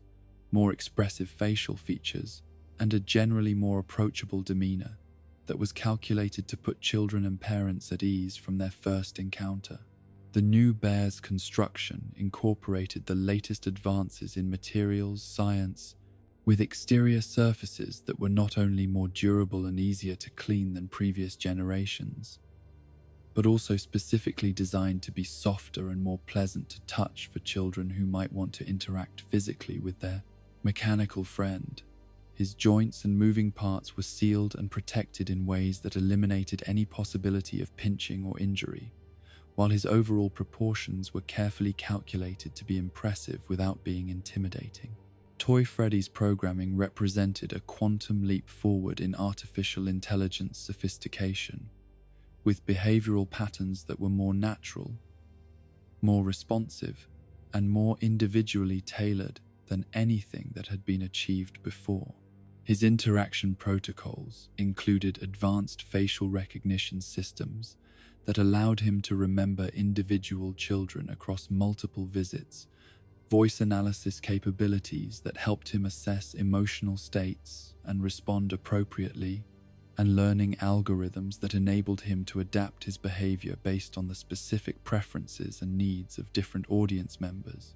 The new Freddy's performance repertoire was vast and varied, including not only traditional songs and jokes, but also educational content, interactive games, and personalized entertainment that could be customized in real time based on the interests and age levels of those present. His voice synthesis systems were so advanced that he could speak in multiple languages, adjust his vocabulary and complexity to match his audience, and even incorporate regional accents or speech patterns that would help children feel more comfortable and connected to their mechanical entertainer. Safety systems integrated into Toy Freddy's design went far beyond anything that had been attempted previously, with multiple redundant monitoring systems that tracked his every movement and ensured that he could never pose any risk to human guests. His proximity sensors were sensitive enough to detect the approach of even the smallest child, while his strength limiters prevented him from applying more than the gentlest pressure in any interaction, making it impossible for him to accidentally cause harm, even during the most enthusiastic encounters. The bear's connection to the restaurant's central security network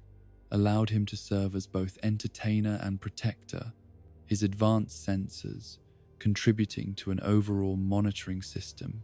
that could track the location and well-being of every child in the facility while maintaining their privacy and dignity. If any situation arose that might require intervention, Toy Freddy could instantly alert human staff while simultaneously positioning himself to provide assistance or comfort as needed.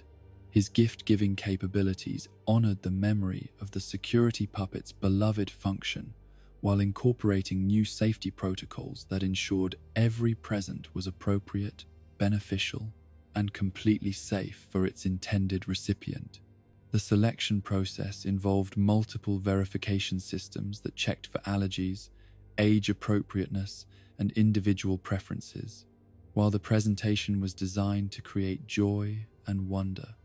without overwhelming or frightening sensitive children. Toy Bonnie brought music to this new generation with innovations that pushed the boundaries of what was possible in robotic entertainment. His purple exterior, gleaming with advanced materials that seemed to glow with their own inner light, while his movements flowed with a grace and naturalness that made observers forget they were watching a mechanical being rather than a living performer. The new rabbit's musical capabilities were truly extraordinary, incorporating not just traditional instrumental performance but also advanced sound synthesis that allowed him to create entirely new compositions on the fly, blending classical melodies with contemporary rhythms and personalizing every performance for the specific audience present at any given moment. His audio systems could analyze the acoustics of any space and automatically adjust his output for optimal clarity and impact, while his programming included the ability to detect and respond to audience participation in ways that encouraged engagement without demanding it. Toy Bonnie's guitar was itself a marvel of engineering, a fully functional instrument that could be played either through direct manipulation of its strings and frets or through internal electronic systems that provided perfect pitch and timing regardless of external conditions. The visual spectacle of watching him perform was enhanced by coordinated lighting effects that synchronized with his music, creating immersive experiences that appealed to multiple senses simultaneously while maintaining the focus on musical excellence that defined his core purpose. His interaction protocols emphasized inclusivity and encouragement, with special programming designed to help shy children overcome their reluctance to participate in musical activities, while also providing appropriate challenges for those who displayed natural talent or advanced interest in music. Education. Toy Bonnie could serve as both entertainer and teacher, his vast knowledge of music theory and history, allowing him to provide educational content disguised as entertainment for those who showed curiosity about the technical aspects of his performances. The rabbit's memory systems maintained detailed profiles of every child's musical preferences and abilities, allowing him to provide increasingly personalized experiences that helped young people develop their own musical interests and talents. He could recognize returning visitors and greet them with their favorite songs, remember their previous requests, and build upon them with new but related material, and even provide gentle encouragement for children who were working on learning instruments or developing their singing voices. Safety considerations were woven throughout every aspect of Toy Bonnie's design, from the rounded edges of his guitar that eliminated any possibility of injury to the volume controls that prevented his performances from ever reaching levels that might damage sensitive hearing. His movement patterns were precisely calibrated to avoid any possibility of collision with audience members, while his electrical systems were completely isolated and protected to ensure that his advanced electronic components could never pose any hazard to human guests. The rabbit's relationship with his fellow performers was programmed to demonstrate positive social behaviors and conflict resolution skills, showing children through example how friends should treat each other, how disagreements could be resolved peacefully, and how individual talents could be combined into collaborative efforts that were greater than the sum of their parts. Toy Chica represented the nurturing, hospitality-focused aspects of the restaurant experience. Her bright yellow exterior and cheerful demeanor, designed to embody all the warmth and care that families should expect when they chose to spend their precious time together at a Fazbear establishment. Her programming emphasized the importance of making every guest feel welcomed, valued, and cared for from the moment they arrived, until the moment they reluctantly departed for home. The new Chica's design incorporated advanced materials and construction techniques that made her both more durable and more appealing than her predecessor. With surfaces that were pleasant to touch and easy to clean, joints that moved with fluid grace, and facial features that could convey the full range of emotions necessary for genuine hospitality. Her voice was programmed with the warm tones of a caring friend, someone who was genuinely happy to see each visitor and who took personal pleasure in ensuring their comfort and satisfaction. Her culinary knowledge was vast and practical, including not only entertainment value but also genuine educational content about nutrition, food safety, and the importance of shared meals in building family bonds and creating lasting memories. Toy Chica could discuss the ingredients that went into the restaurant's menu items, suggest combinations that would appeal to different tastes and dietary requirements, and even provide simple cooking tips that children could use to help their parents prepare meals at home. The chicken's cupcake companion was redesigned as an interactive element that could respond to children's attention and provide additional entertainment value during slower moments in the dining experience. The relationship between Toy Chica and her cupcake demonstrated care, responsibility, and the joy that comes from nurturing something precious, offering children a model for how they might treat their own pets, toys, or younger siblings. Her monitoring systems were integrated with the restaurant's overall safety network, allowing her to keep track of dietary restrictions, allergies, and individual preferences while ensuring that every family's dining experience was both safe and enjoyable. She could alert kitchen staff to special requirements, suggest modifications to menu items that would make them more appealing to reluctant eaters, and even coordinate with other staff members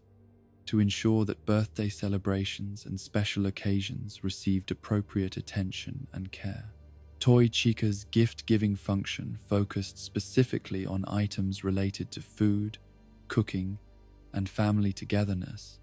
with presents that ranged from simple treats and snacks to more elaborate cooking sets and recipe collections that could help families continue the joy of shared meals in their own homes. Her selection process considered not only individual preferences but also family dynamics, choosing gifts that would encourage cooperation, creativity, and quality time between parents and children. The hospitality protocols built into her programming extended beyond mere customer service to encompass genuine care for the emotional well-being of every guest,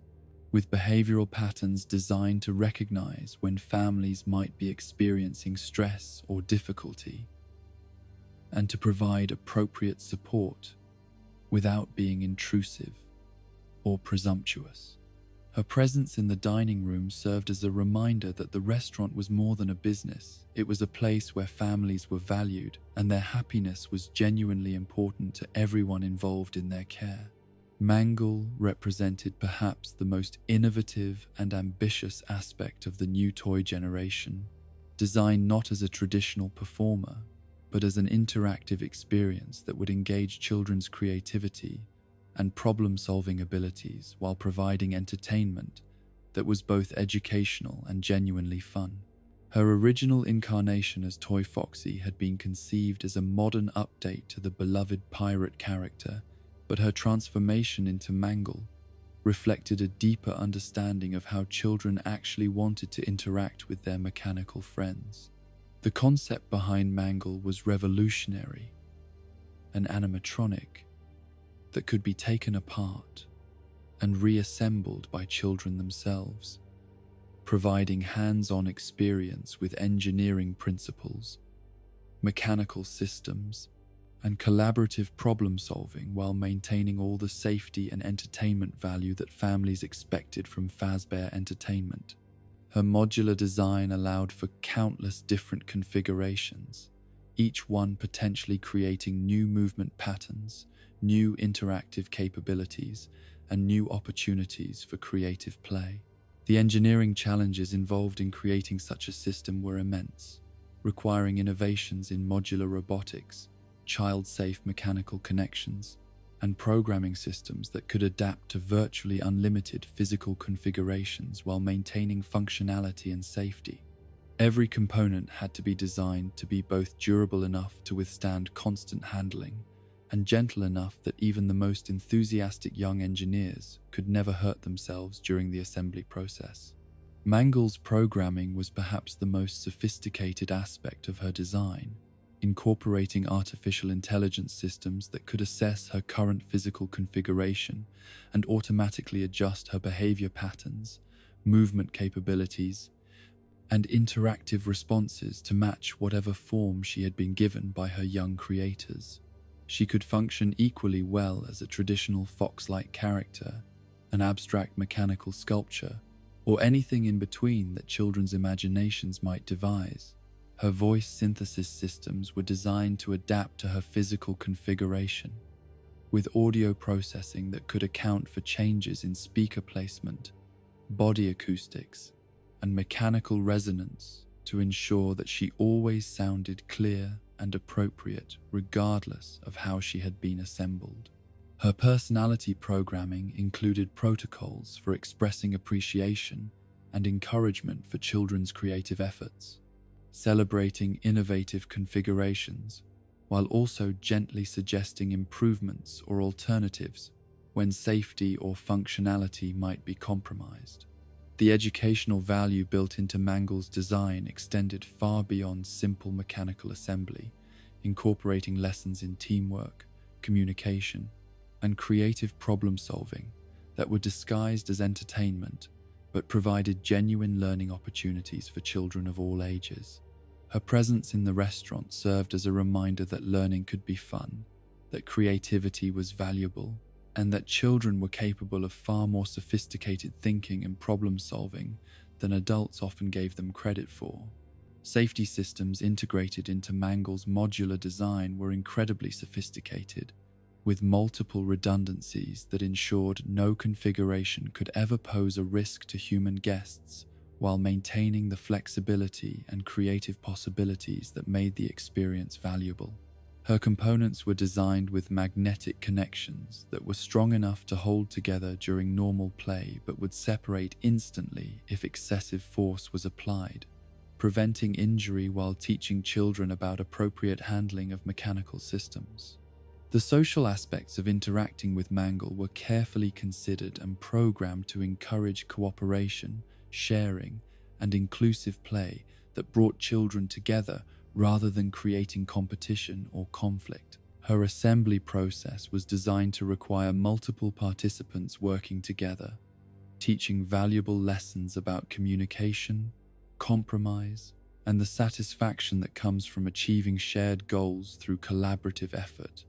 Balloon Boy brought a different kind of energy to the new generation, his smaller size and specialized function making him an ideal companion for children who might find the larger animatronics overwhelming or intimidating. His design emphasized mobility and personal interaction, with the ability to move throughout the restaurant and engage with individual families in ways that the stage-bound performers could not easily accomplish. The boys' programming focused on celebration, encouragement, and the simple joy that comes from small surprises and genuine attention from someone who seems genuinely happy to see you. His balloon-giving function served both practical and emotional purposes. The balloons themselves were designed to be safe, durable, and visually appealing, while the act of receiving them created positive associations and happy memories that families would carry home with them. His voice was programmed to convey enthusiastic friendliness, without being overwhelming, with volume controls and vocal patterns that adapted to individual children's comfort levels and personality types. Balloon Boy understood intuitively that some children loved loud, energetic interactions, while others preferred quieter, more gentle approaches, and his responses were calibrated to match each situation appropriately. The boy's mobility systems allowed him to navigate safely through crowded dining areas, his sensors preventing collisions, while his programming ensured that his movements never interfered with restaurant operations or family dining experiences. His presence served to bridge the gap between the formal entertainment provided by the main stage performers and the personal attention that made each visit feel special and individually meaningful. His monitoring capabilities were integrated with the overall security network, allowing him to serve as an additional set of eyes and ears throughout the facility while maintaining his primary function as an entertainer and friend to visiting children. Balloon Boy could identify situations that might require staff attention while simultaneously providing distraction or comfort to children who might be experiencing minor difficulties or disappointments. The balloons themselves were more than simple party favors. They were carefully designed educational tools that incorporated basic principles of physics, chemistry, and mathematics in ways that were accessible and entertaining for young minds. Different colors and shapes provided opportunities for learning about patterns, sorting, and categorization, while the helium that filled them offered gentle introductions to concepts like density, buoyancy, and atmospheric pressure. His gift selection process considered not only individual preferences but also family dynamics and situational factors, ensuring that every balloon was appropriate for its recipient and would contribute positively to their overall experience. Balloon Boy understood that the value of his gifts lay not in their monetary worth, but in the joy and wonder they created, the memories they helped form, and the smiles they brought to young faces. The collective impact of these new toy animatronics was greater than the sum of their individual contributions, creating an entertainment ecosystem that addressed every aspect of the family dining and entertainment experience, while maintaining the highest possible standards for safety, education, and genuine care. Together, they demonstrated that technology could serve humanity's highest aspirations, that innovation could be guided by wisdom and constrained by compassion, and that the future held unlimited possibilities for those brave enough to dream and skilled enough to transform dreams into reality.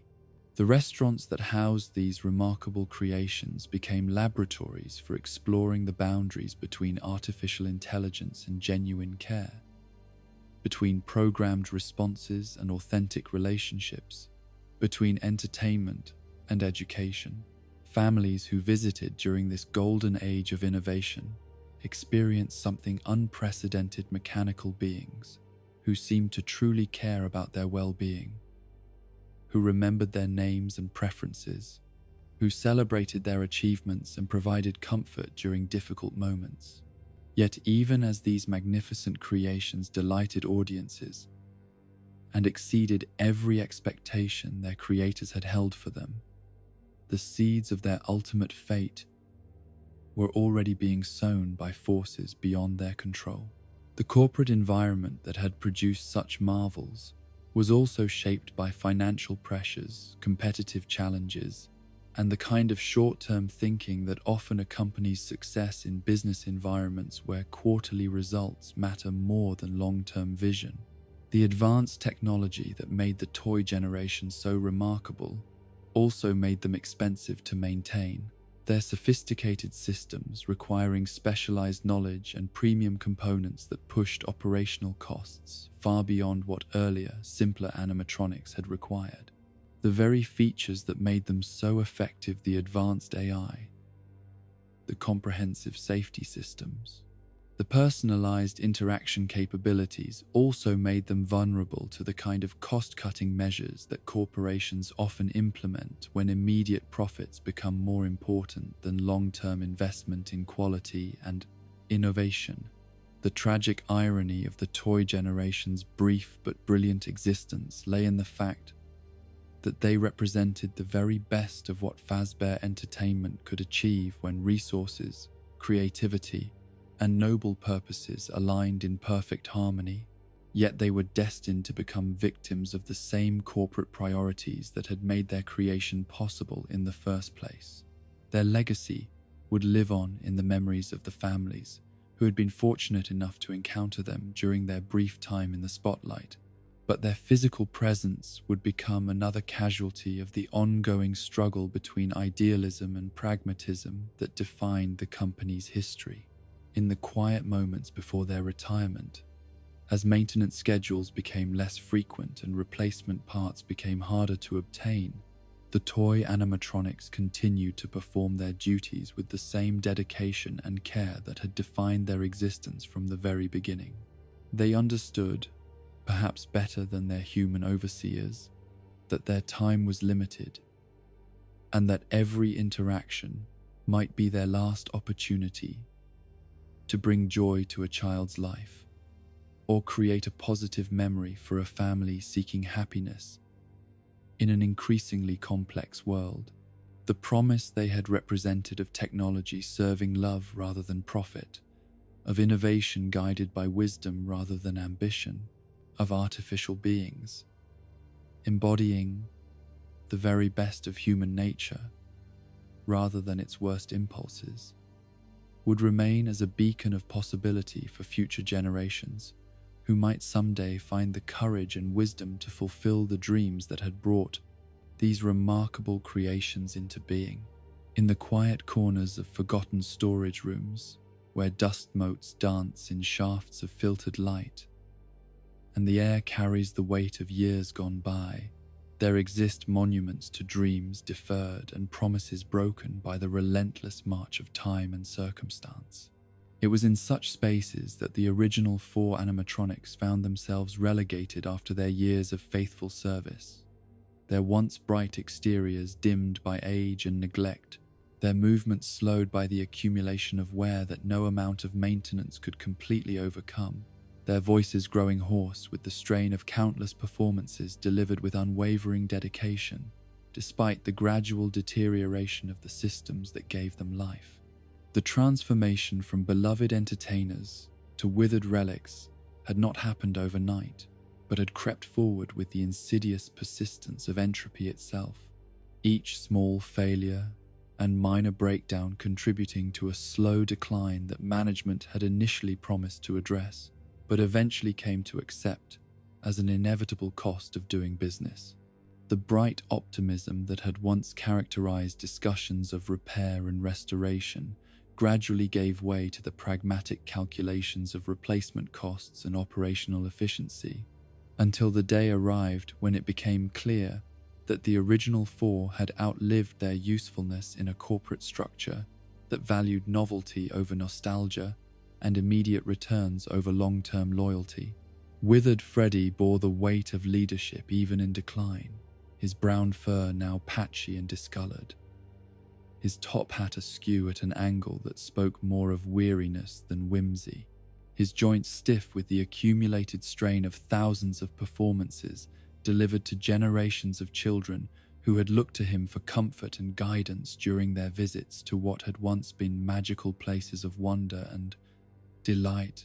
The servos that controlled his facial expressions had begun to fail intermittently, causing his features to freeze in expressions that might have been unsettling to those who did not understand the mechanical limitations that constrained his attempts at communication. Yet, despite the physical deterioration that marked every aspect of his appearance,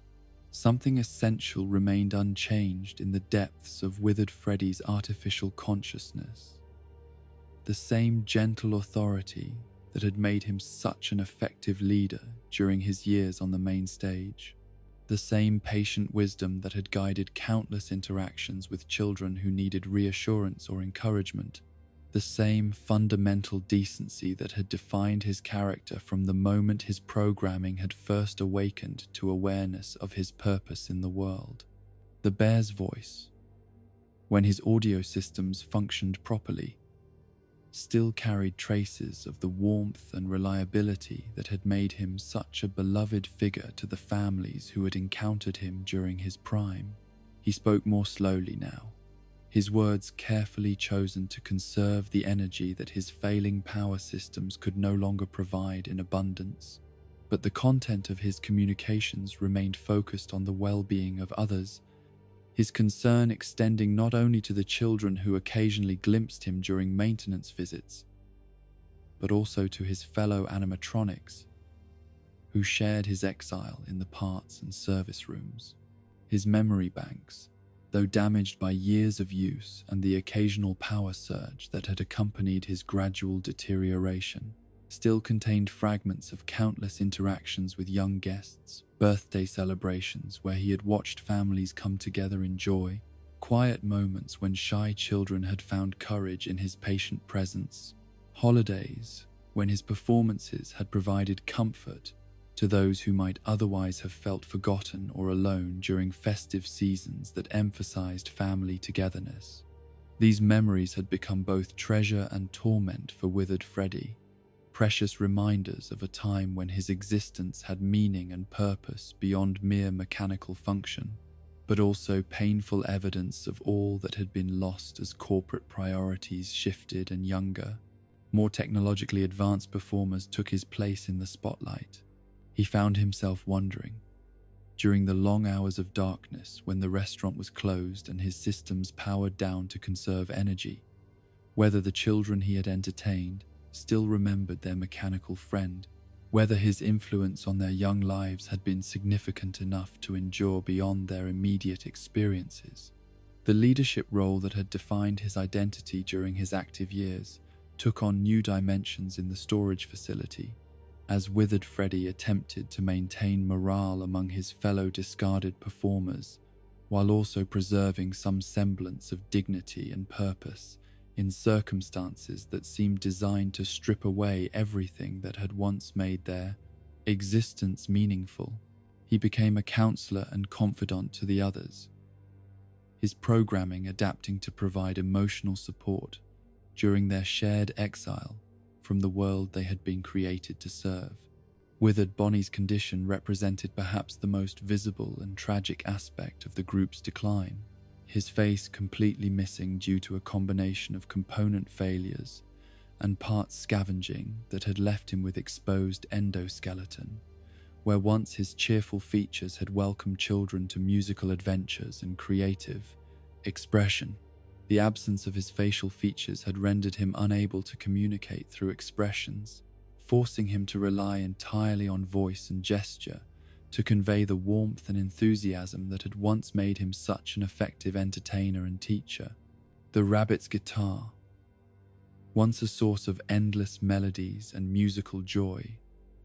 now hung silent at his side, its strings broken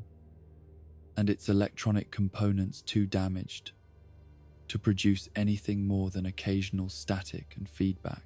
The loss of his musical capabilities had struck at the very core of his identity, removing the primary means through which he had connected with audiences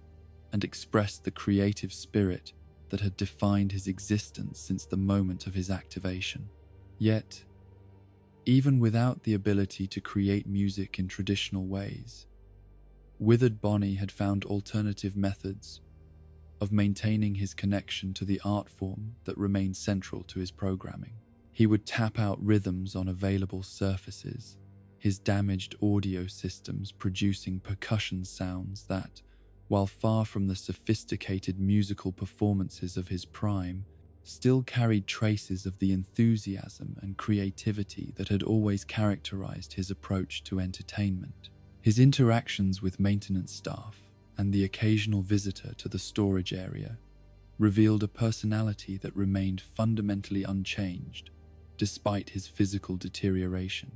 Withered Bonnie continued to demonstrate the same inclusive, encouraging approach that had made him such an effective teacher during his active years, using voice and gesture to communicate his appreciation for music in all its forms and his belief in every individual's potential for creative expression. The rabbit's memory of musical performances remained intact, despite his other system failures, allowing him to serve as a repository of songs and melodies that had brought joy to countless children during his years of active service. He could still recall the specific preferences of regular visitors, the songs that had made shy children smile, the melodies that had encouraged participation from reluctant singers, and the rhythms that had gotten entire dining rooms clapping and moving in synchronized celebration. These musical memories became a form of gift that Withered Bonnie could still offer to his fellow discarded animatronics, sharing recalled melodies during their quiet hours together, and helping to maintain some connection to the joy and creativity that had once defined their shared existence. His ability to remember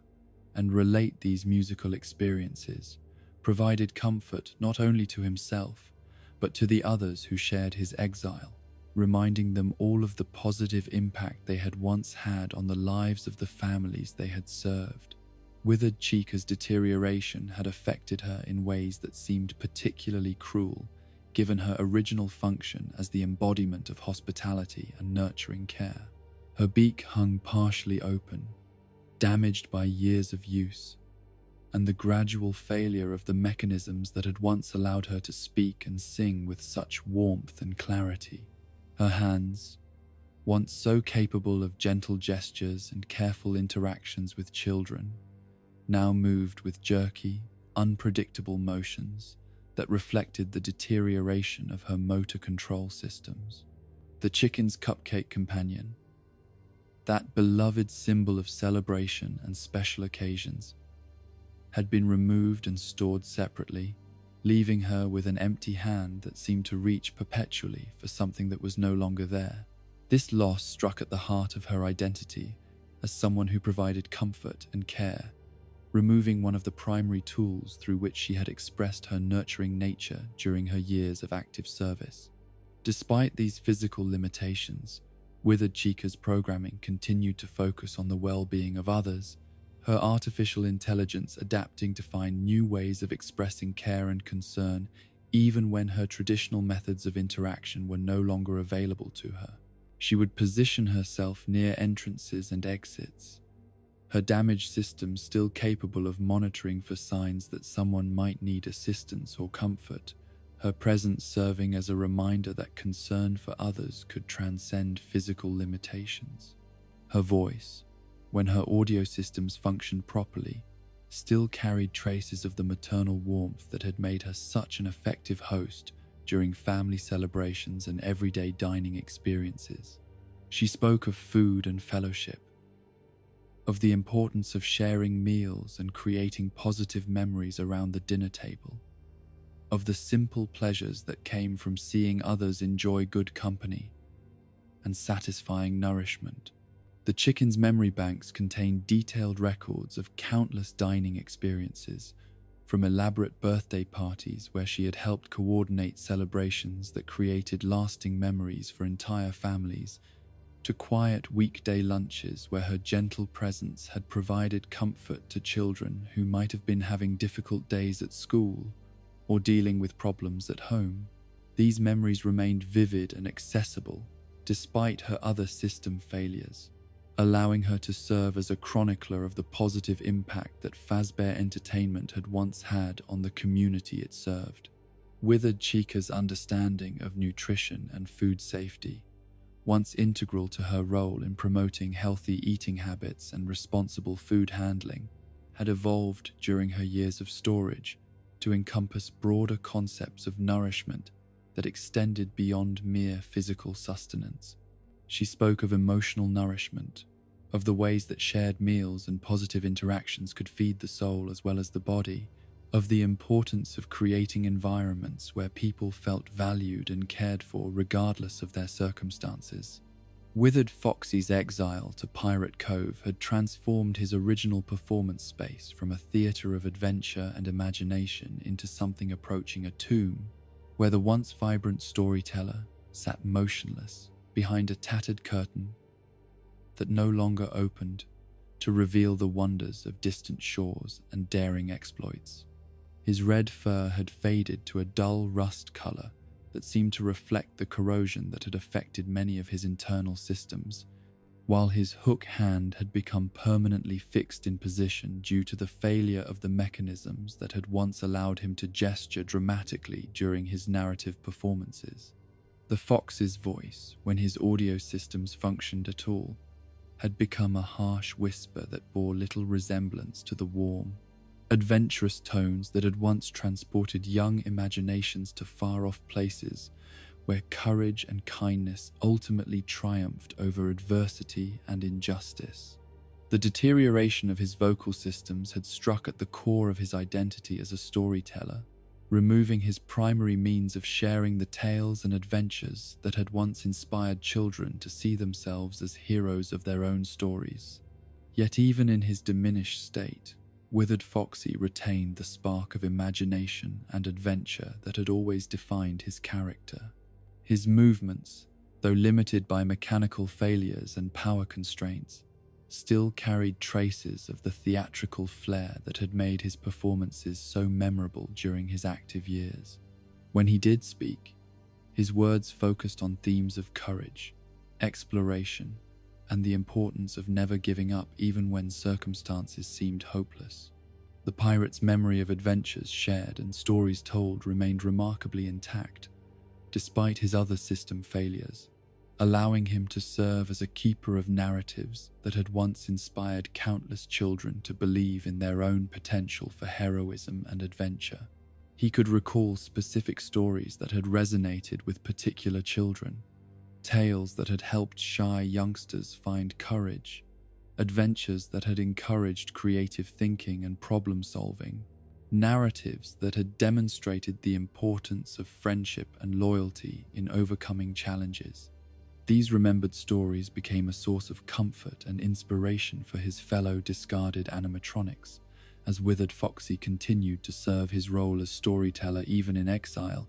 sharing tales that reminded them all of the positive impact they had once had on young minds and the importance of maintaining hope even in the darkest circumstances. His narratives often focused on themes of redemption and renewal, suggesting that even mechanical beings who had been discarded and forgotten might yet have roles to play in stories that were still being written. The parts and service room where these withered performers spent their twilight years became a place of quiet dignity and mutual support, where mechanical beings who had once competed for audience attention now worked together to maintain some semblance of purpose and meaning, in circumstances that seemed designed to strip away everything that had once made their existence worthwhile. The room itself was a testament to the disposable nature of corporate entertainment, filled with spare components, outdated equipment, and the accumulated detritus of technological advancement that had rendered older systems obsolete.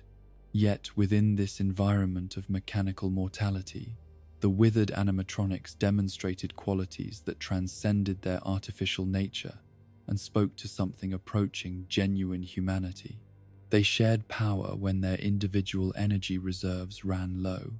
coordinated their movements to avoid placing unnecessary strain on their failing systems, and provided emotional support to each other during the long periods of darkness when the restaurant was closed and their isolation from their intended purpose was most keenly felt. Their conversations, when power levels permitted communication, often focused on memories of their active years and speculation about the children they had once entertained. They wondered about birthday parties they had helped celebrate, families they had welcomed during holiday visits, shy youngsters they had encouraged to participate in musical activities or storytelling sessions. These shared reminiscences served not only as entertainment during their long exile, but also as reminders that their existence had meaning beyond their current circumstances. The maintenance visits that occasionally brought human technicians into their storage area became highlights in the withered animatronics' limited existence,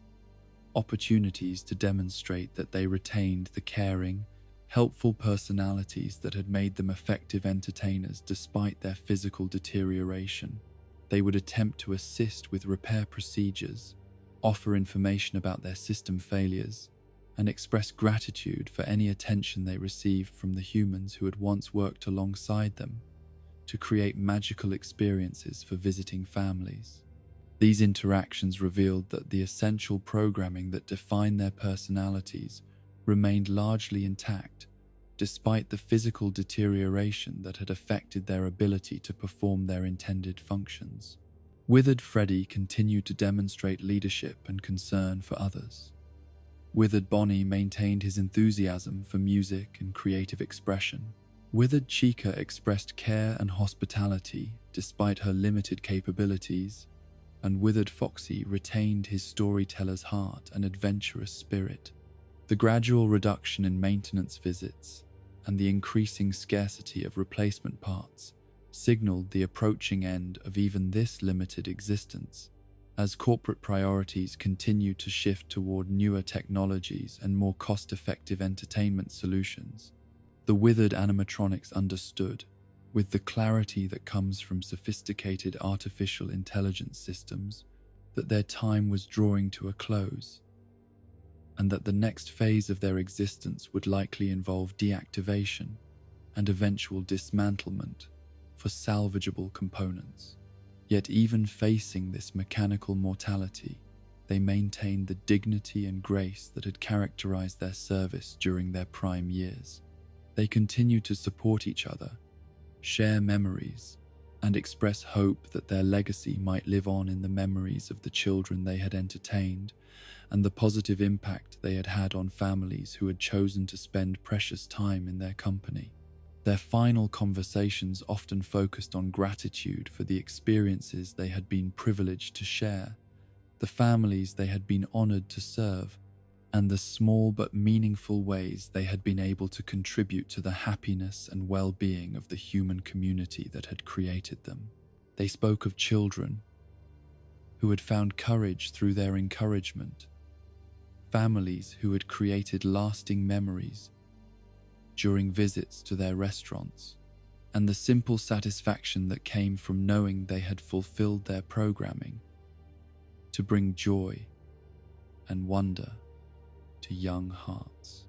The dignity with which the withered animatronics faced their decline and eventual deactivation served as a testament to the fundamental goodness that had been programmed into their artificial souls from the moment of their creation. Even as their physical systems failed and their ability to perform their intended functions diminished, they retained the essential characteristics that had made them beloved figures to the families they had served: kindness, patience, generosity,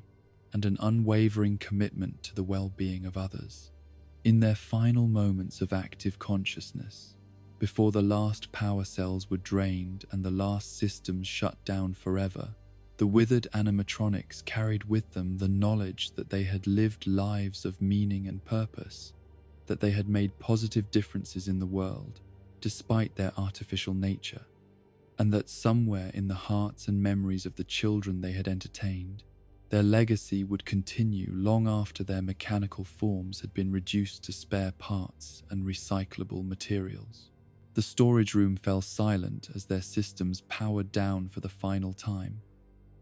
but the echoes of their service continued to resonate in the countless lives they had touched, the families they had brought together, and the simple truth they had demonstrated that caring and kindness could transcend the boundaries between artificial and authentic, between programmed and purposeful, between mechanical function and genuine love.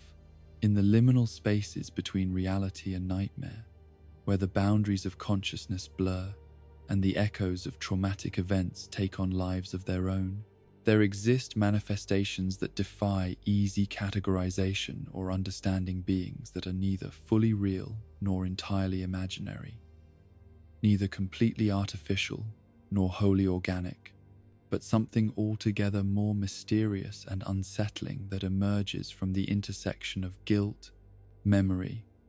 and the kind of psychic wounds that refuse to heal despite the passage of time. The shadow animatronics represented a phenomenon that the creators of Fazbear Entertainment had never anticipated in their most ambitious dreams or their darkest nightmares. Entities that seemed to exist in the spaces between what was intended and what had come to pass, between the noble purposes that had guided their original designs and the tragic realities that had transformed those purposes into something altogether more complex and troubling. Shadow Freddy emerged from the darkness like a photographic negative of everything the original bear had represented,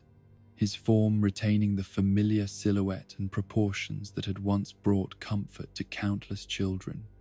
while somehow inverting every positive quality that had made his predecessor such a beloved figure. Where the original Freddy had radiated warmth, reliability, and paternal protection, Shadow Freddy emanated something that felt cold, unstable,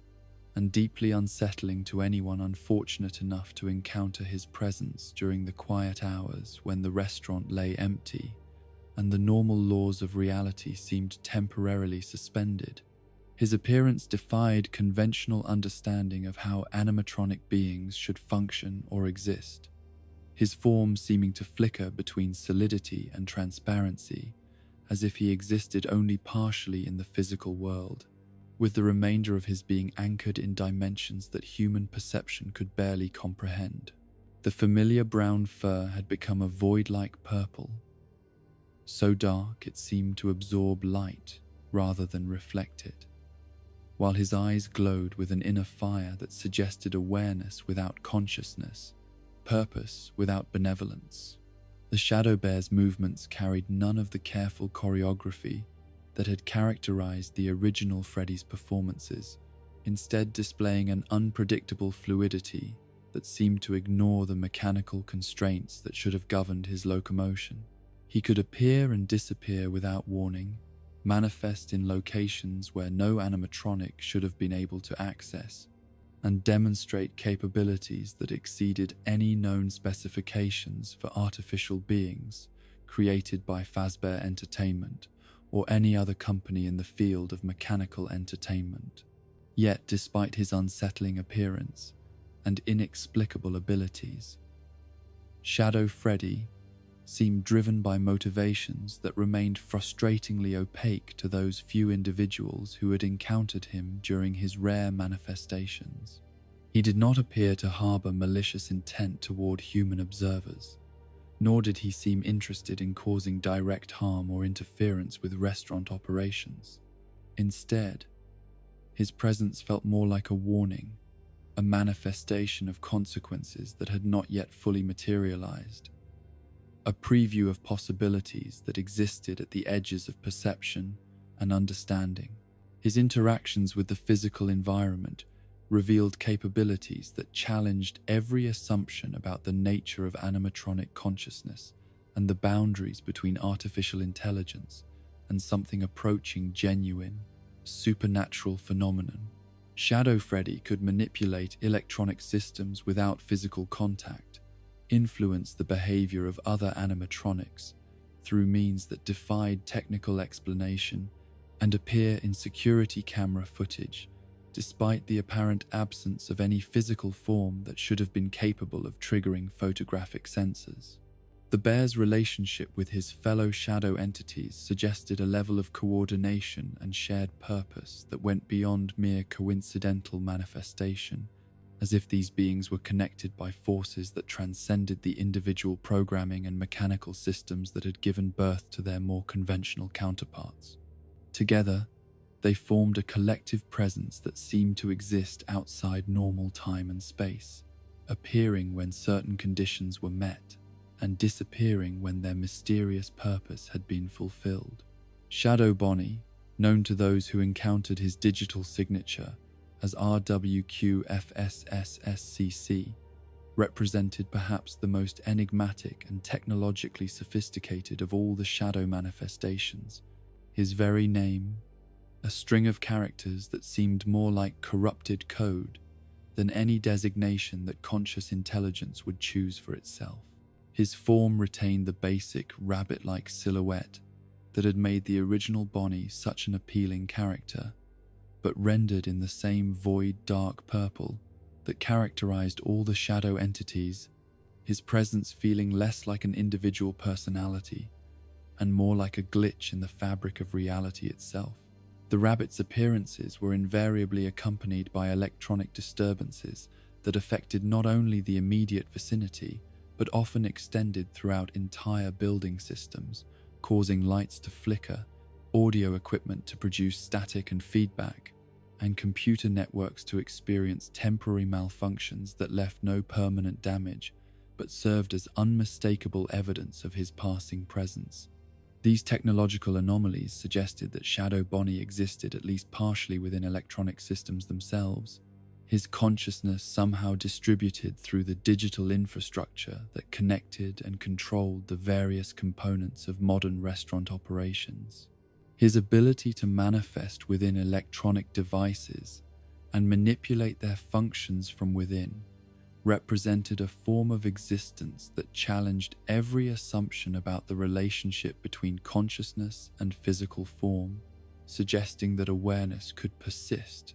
and even thrive in environments that had never been designed to support life in any traditional sense. Shadow Bonnie seemed equally at home in security cameras, sound systems, and computer networks, his presence detectable only through the subtle anomalies he left in his wake. The spring-lock connection that seemed to define Shadow Bonnie's origins remained one of the most troubling aspects of his existence, suggesting that his manifestation was somehow connected to the tragic incidents that had led to the retirement of the hybrid suits that had once represented the pinnacle of Fazbear Entertainment's technological achievement. His appearances often coincided with locations or situations that bore some relationship to spring-lock technology, as if his consciousness was drawn to the scenes of past trauma, or the physical remnants of systems that had failed so catastrophically. The rabbit's interactions with human observers were rare and brief, but those who had encountered him reported experiences that lingered in memory with unusual clarity and emotional impact. Unlike Shadow Freddy, whose presence felt ominous but not directly threatening, Shadow Bonnie evoked responses that were more complex and difficult to categorize, a mixture of fear and fascination. dread, and curiosity, as if encountering him provided glimpses into aspects of existence that human consciousness was not equipped to fully process or understand. His influence on other electronic systems extended beyond mere malfunction to encompass behaviors that seemed almost playful or communicative, as if Shadow Bonnie was attempting to establish some form of contact or dialogue through the only means available to his distributed consciousness. Security cameras would focus on empty spaces where nothing visible was present. Audio systems would produce musical fragments that bore resemblance to the songs that had once characterized Bonnie's performances, and computer screens would display patterns and images that seemed meaningful but remained frustratingly indecipherable to human interpretation. The phantom animatronics represented a different category of manifestation entirely, their origins traceable to specific traumatic events, and their appearances connected to particular individuals whose guilt and psychological trauma had somehow given birth to these spectral echoes of mechanical beings who had once brought joy but were now forever associated with tragedy and loss. Unlike the shadow entities, whose existence seemed to transcend individual human consciousness, the phantoms appeared to be projections of specific mental states, manifestations of unresolved guilt and suppressed memory that took the forms of familiar characters rendered nightmarish by the psychological processes that had created them. Phantom Freddy emerged from the smoke and ash of burning guilt, his form bearing the unmistakable scars of fire damage, while somehow retaining enough of the original bear's appearance to trigger recognition and the complex emotional responses that such recognition inevitably provoked. His burnt and blackened exterior seemed to tell the story of destruction and loss, while his missing leg suggested incompleteness, a being who had been damaged beyond repair, but somehow continued to exist, despite the forces that should have rendered him incapable of functioning. The phantom bear's movements carried a weight of sorrow that seemed to permeate every gesture, his slow, deliberate progress through darkened hallways and empty rooms, creating an atmosphere of mourning and regret that affected anyone who witnessed his passage. He seemed less interested in direct interaction with human observers than in simply making his presence known, serving as a reminder of consequences that could not be undone and responsibilities that could not be abandoned, even when their weight became almost unbearable. His appearances were invariably accompanied by the acrid smell of smoke and the sound of crackling flames, sensory elements that added layers of authenticity to what should have been impossible manifestations, as if the psychological processes that had given him form had somehow acquired the ability to affect physical reality in ways that transcended mere hallucination or imagination. These olfactory and auditory components served to anchor his presence in the material world, making his appearances feel genuine and immediate rather than distant or dreamlike. Phantom Chica's manifestation reflected the particular nature of the guilt and trauma that had given her form, her appearance suggesting decay and abandonment, rather than the violent destruction that characterized Phantom Freddy. Her once bright yellow exterior had faded to a sickly, waterlogged appearance that spoke of neglect and deterioration, while her missing hands created a sense of helplessness and inability to provide the care and nurturing that had once defined her character. The Phantom Chicken's presence evoked feelings of lost opportunities and failed responsibilities, her appearances serving as reminders of all the children who had not been properly protected, all the families who had not received the care and attention they deserved, all the moments when vigilance had failed and tragedy had been allowed to occur. Her damaged appearance seemed to ask questions about duty and responsibility that had no easy answers, challenging observers to confront their own roles in systems that had allowed innocence to be harmed. Her movements were characterized by a searching quality, as if she was perpetually looking for something or someone that could never be found, her damaged audio systems producing distorted calls and cries that seemed to echo with the voices of those who had been lost. These vocalizations carried emotional weight that went beyond mere sound,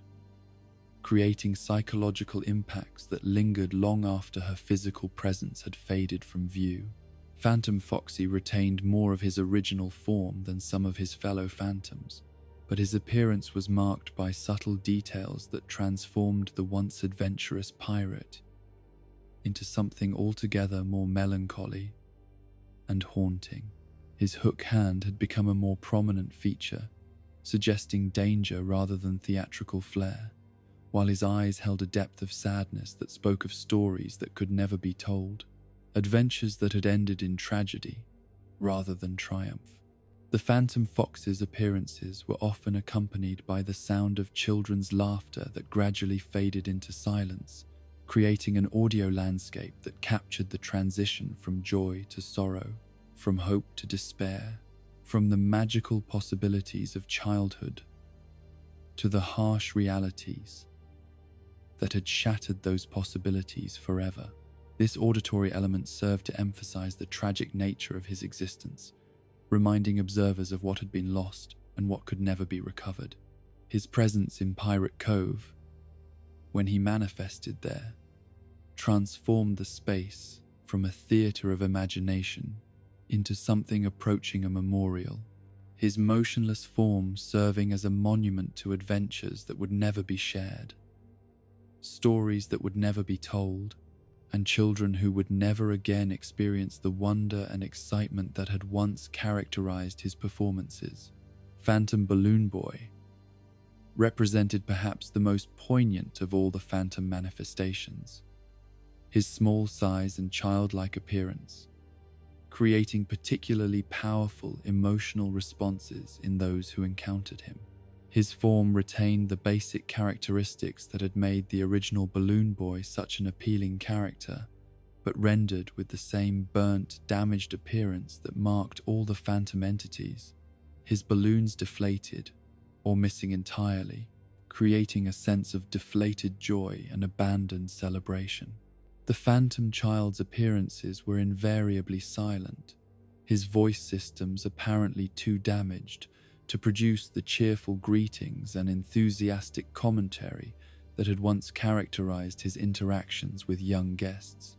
This silence seemed particularly significant given his original function as a communicator and celebrant, transforming him from a herald of joy into a mute witness to loss and tragedy. His movements retained traces of the playful energy that had defined his original programming, but filtered through layers of damage and decay that transformed every gesture into something tinged with melancholy and regret. His attempts to distribute his damaged balloons created scenes that were simultaneously touching and heartbreaking, demonstrations of persistence in fulfilling his purpose, despite the obvious futility of his efforts. The collective presence of the phantom animatronics created an atmosphere of perpetual mourning within the spaces they inhabited, their manifestations serving as constant reminders of the gap between intentions and outcomes, between dreams and realities, between the innocent purposes that had guided their original creation and the tragic consequences that had transformed those purposes into sources of guilt and regret. Their appearances seemed to follow patterns that related to specific psychological states and environmental conditions,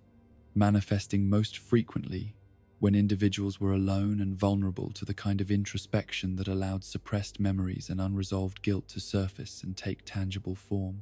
The phantoms served as external projections of internal struggles, giving visible form to the psychological battles that their observers were fighting against their own complicity in systems that had failed to protect the innocent. The relationship between the phantom entities and the human consciousness that had created them remained complex and largely mysterious, but their existence seemed to serve important psychological functions for those who encountered them.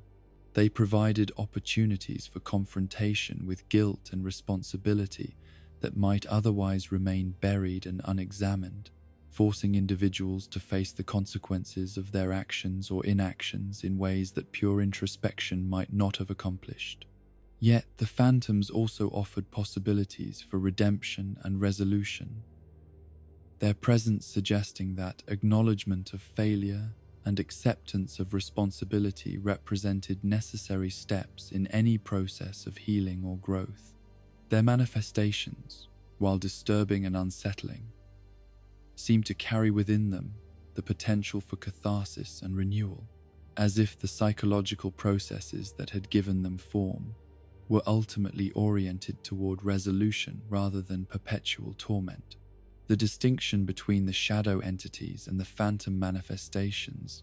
revealed important differences in the nature of consciousness, guilt, and supernatural phenomena within the world of Fazbear entertainment. Where the shadows seemed to exist independently of individual human psychology, the phantoms appeared to be products of specific mental states and personal trauma, their forms and behaviors shaped by the particular guilt and regret of those who had witnessed or participated in the tragic events that had transformed innocent entertainment into sources of nightmare and loss. Together, these entities populated a shadow realm that existed parallel to the physical world of restaurants and animatronics, a dimension where the consequences of actions and the weight of responsibility took on tangible form and demanded acknowledgement from those who might otherwise prefer to forget or deny their roles in allowing tragedy to occur. Their existence served as proof that some wounds run too deep to heal completely, that some guilt cannot be simply dismissed or ignored, and that the price of innocence lost can never be fully paid by those who were responsible for its destruction. In the quiet hours when the restaurants were empty and the normal activities of business had ceased, these shadow beings continued their eternal vigil, serving as guardians of memory and conscience, ensuring that the lessons of past failures were not forgotten and that the weight of responsibility for protecting the innocent was never completely lifted from the shoulders of those who had accepted that sacred duty. In the sanctuary of what should have been the safest place in any child's world, the quiet bedroom where dreams take flight and rest,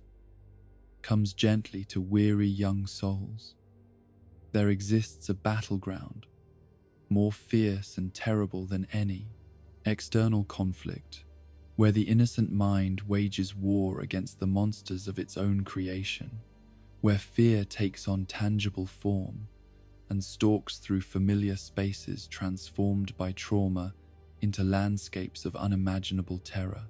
The nightmare animatronics emerged not from workshop floors or corporate boardrooms, but from the deepest recesses of a child's psyche, manifestations of guilt and terror so profound that they transcended the boundaries between dream and reality, between imagination and physical presence, between the protective mechanisms of sleep and the waking horrors that had necessitated such desperate psychological defenses in the first place. These creatures of midnight and shadow bore the familiar forms of beloved entertainers, but transformed by the alchemy of trauma into something altogether more monstrous mechanical beings whose every feature had been twisted and amplified until they embodied not comfort and joy, but the very essence of childhood's deepest fears about trust betrayed, safety violated, and innocence destroyed by forces too powerful and malevolent for young hearts to comprehend or withstand. Nightmare Freddy towered over his domain with the imposing presence of authority corrupted, his form retaining the basic silhouette that had once brought comfort to countless children, but enlarged and distorted until every familiar feature became a source of dread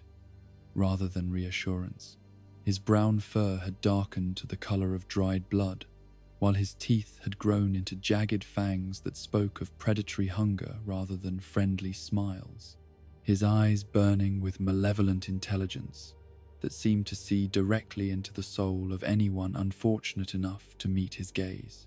The nightmare bear's most distinctive and terrifying feature lay in the small creatures that accompanied him, Freddles, tiny versions of himself that swarmed across his body and through the darkened bedroom like living shadows, their presence multiplying the threat he represented while creating an atmosphere of overwhelming menace that no single opponent could generate alone. These diminutive horrors moved with purpose and coordination that suggested hive mind intelligence, their collective presence transforming Nightmare Freddy from an individual threat into something approaching a force of nature. His movements carried none of the careful, protective choreography that had characterized his benevolent predecessor, instead displaying the fluid, predatory grace of something that had been born to hunt rather than entertain, to terrify rather than comfort, to destroy rather than nurture. Every step echoed through the darkened house with the weight of approaching doom, while his breathing created an ominous rhythm that seemed to synchronize with the rapid heartbeat of his intended victim. The nightmare bear's voice, when he chose to speak, carried tones of mockery and malice that transformed familiar phrases and melodies into threats and promises of suffering to come. He could mimic the comforting words that parents might use to soothe frightened children, but rendered them hollow and sinister through inflection and timing that revealed the cruel intelligence lurking beneath his mechanical exterior. His presence in the bedroom represented the ultimate violation of the sanctuary that should have been inviolate, the safe space where children should be able to retreat from the dangers and uncertainties of the wider world, where loving parents could provide protection and comfort through the simple act of tucking covers around small forms and whispering gentle assurances that everything would be all right in the morning light. Nightmare Bonnie and Nightmare Chica flanked their leader like harbingers of a twisted friendship, their forms representing the corruption of companionship and the transformation of beloved characters into sources of betrayal and abandonment. Where the original animatronics had worked together to create joy and wonder, their nightmare counterparts coordinated their efforts to maximize fear and despair, their partnership serving as a reminder that even the most trusted relationships could become sources of pain when innocence was shattered and safety proved to be nothing more than a comforting illusion. Nightmare Bonnie's purple form had been stretched and distorted until his proportions suggested something altogether inhuman, his guitar replaced by claws that could rend and tear, his musical talents perverted into the ability to create sounds that caused pain rather than pleasure, discord rather than harmony. His movements were characterized by a jerky, unnatural rhythm that suggested malfunction or possession, his mechanical nature emphasizing the unsettling truth that these creatures were simultaneously artificial and terrifyingly real within the context of their midnight realm. The Nightmare Rabbit's approach to his hunting ground was marked by audio disturbances that served as both warning and psychological warfare. The sound of footsteps that seemed to come from multiple directions simultaneously, breathing that grew louder and more labored as he drew closer to his target, and occasional vocalizations that mixed familiar phrases with threatening undertones that transformed comfort into menace. His presence in the hallways and side rooms of the house represented the violation of domestic space, the transformation of familiar territory into alien landscape, where the normal rules of safety and protection no longer applied. Every shadow could conceal his approach. Every sound could herald his arrival. Every moment of silence could be the prelude to sudden attack from a direction that should have been secure. Nightmare Chica's corruption represented perhaps the cruelest transformation of all, her nurturing, maternal nature twisted into something that suggested hunger of a very different sort than the wholesome appetite she had once encouraged in young diners. Her beak had become a weapon rather than a mouth, her cupcake companion transformed into something altogether more sinister that scuttled about on its own, with independent malevolence that multiplied the threats facing her intended victim. The nightmare chicken's movements through the kitchen area created a perverse mockery of the domestic rituals that should have provided comfort and sustenance to growing children: the preparation of meals, the gathering around tables for family conversation, the simple pleasures of sharing food with those we love. Her presence in these spaces transformed nourishment into threat, hospitality into hostility, care into predation. Her vocalizations mixed the familiar sounds of cooking and food preparation with undertones that suggested very different kinds of consumption, her audio systems producing a symphony of mechanical noises that evoked industrial processing rather than gentle food preparation, efficiency rather than love, consumption rather than nourishment. The cupcake that accompanied her served as an independent agent of terror, its small size allowing it to access spaces that its larger companion could not reach, while its apparent autonomy created additional layers of threat that had to be monitored and defended against simultaneously. This multiplication of dangers served to overwhelm the defensive capabilities of a single child, creating scenarios where vigilance in one direction inevitably led to vulnerability in another. Nightmare Foxy represented the corruption of adventure and imagination. His pirate persona transformed from a source of exciting stories and vicarious exploration into something that embodied the darkest aspects of seafaring legend: violence, lawlessness, and the kind of predatory behavior that had given pirates their fearsome reputation in the first place. His form had been enlarged and sharpened until every aspect of his appearance spoke of aggression and malice, his hook hand becoming a genuine weapon rather than a theatrical prop. The Nightmare Fox's domain lay in the closet, that traditional hiding place for childhood monsters, where he would lurk in darkness until the moment was right for his explosive emergence into the bedroom, where his victim lay vulnerable and exposed. His presence transformed the closet from a storage space into a portal to danger, a breach in the defensive perimeter of the bedroom that required constant monitoring and attention. His approach was characterized by the gradual opening of the closet door, a process that created mounting tension and anxiety as the dark space behind the door revealed itself inch by inch, the anticipation of his appearance often proving more terrifying than his actual emergence. This psychological warfare demonstrated sophisticated understanding of how fear operated in young minds, using anticipation and imagination to amplify terror beyond what any direct confrontation could achieve. When Nightmare Foxy did choose to attack, his movements were characterized by explosive speed and ferocity that left no time for defensive measures or escape attempts. His strikes came without warning and with overwhelming force, his success depending entirely on the victim's failure to maintain adequate vigilance over his hiding place. Nightmare Fredbear occupied a position of particular significance among these creatures of darkness, his golden form representing not just corruption of a beloved character,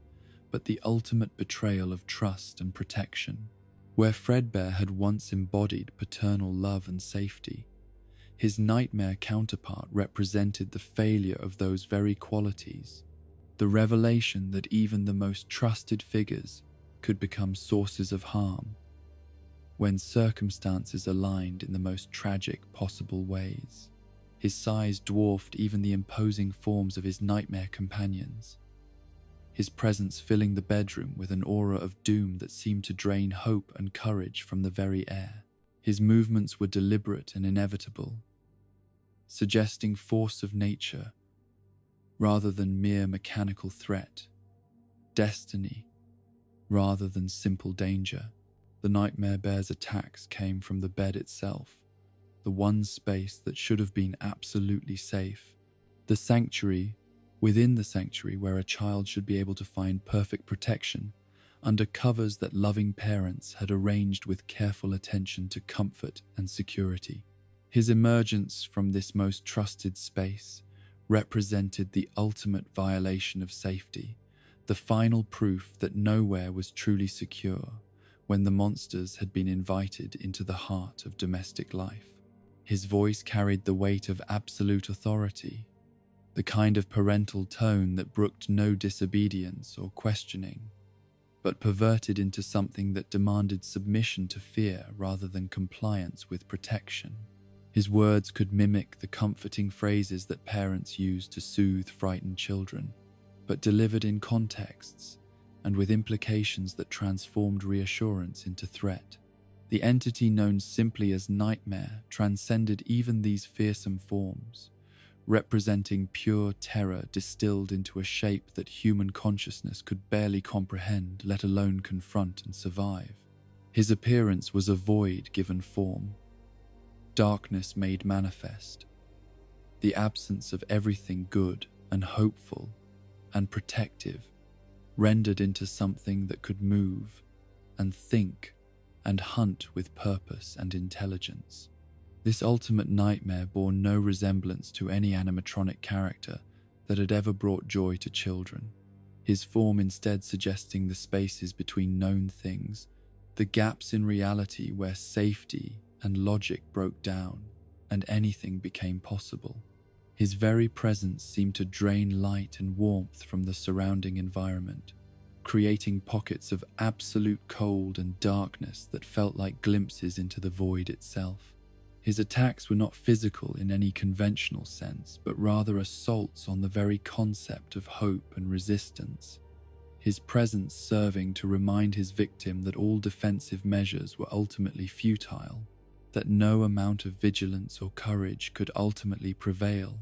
against forces that operated beyond the normal rules of existence. Plushtrap represented a different category of nightmare entirely, his small size and plush toy appearance, creating a deceptive sense of harmlessness that made his malevolent behavior all the more disturbing and psychologically damaging. His form retained the basic characteristics of a children's toy, but animated with intelligence and purpose that violated every assumption about the nature of inanimate objects and their relationship to human consciousness. The tiny nightmare's domain was the hallway,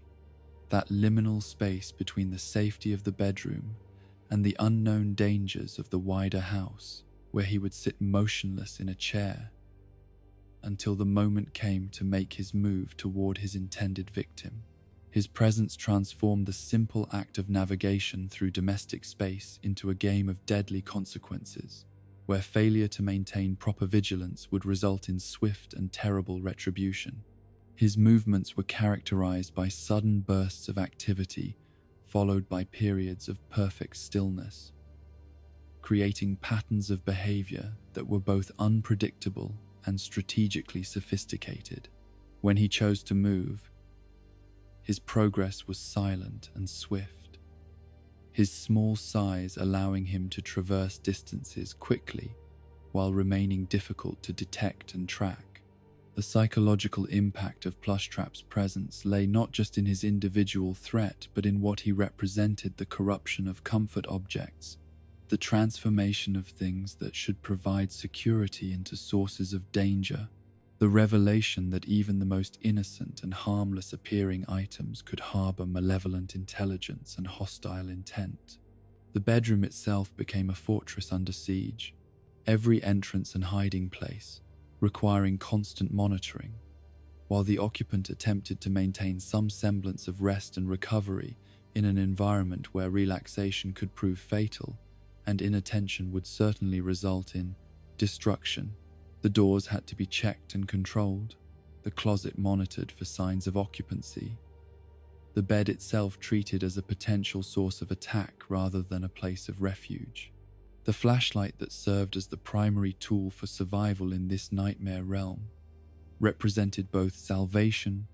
and limitation, its beam capable of revealing threats and temporarily driving back the forces of darkness, while simultaneously creating the very shadows that could conceal approaching danger. The management of its battery power became a crucial strategic consideration, as unlimited vigilance was impossible,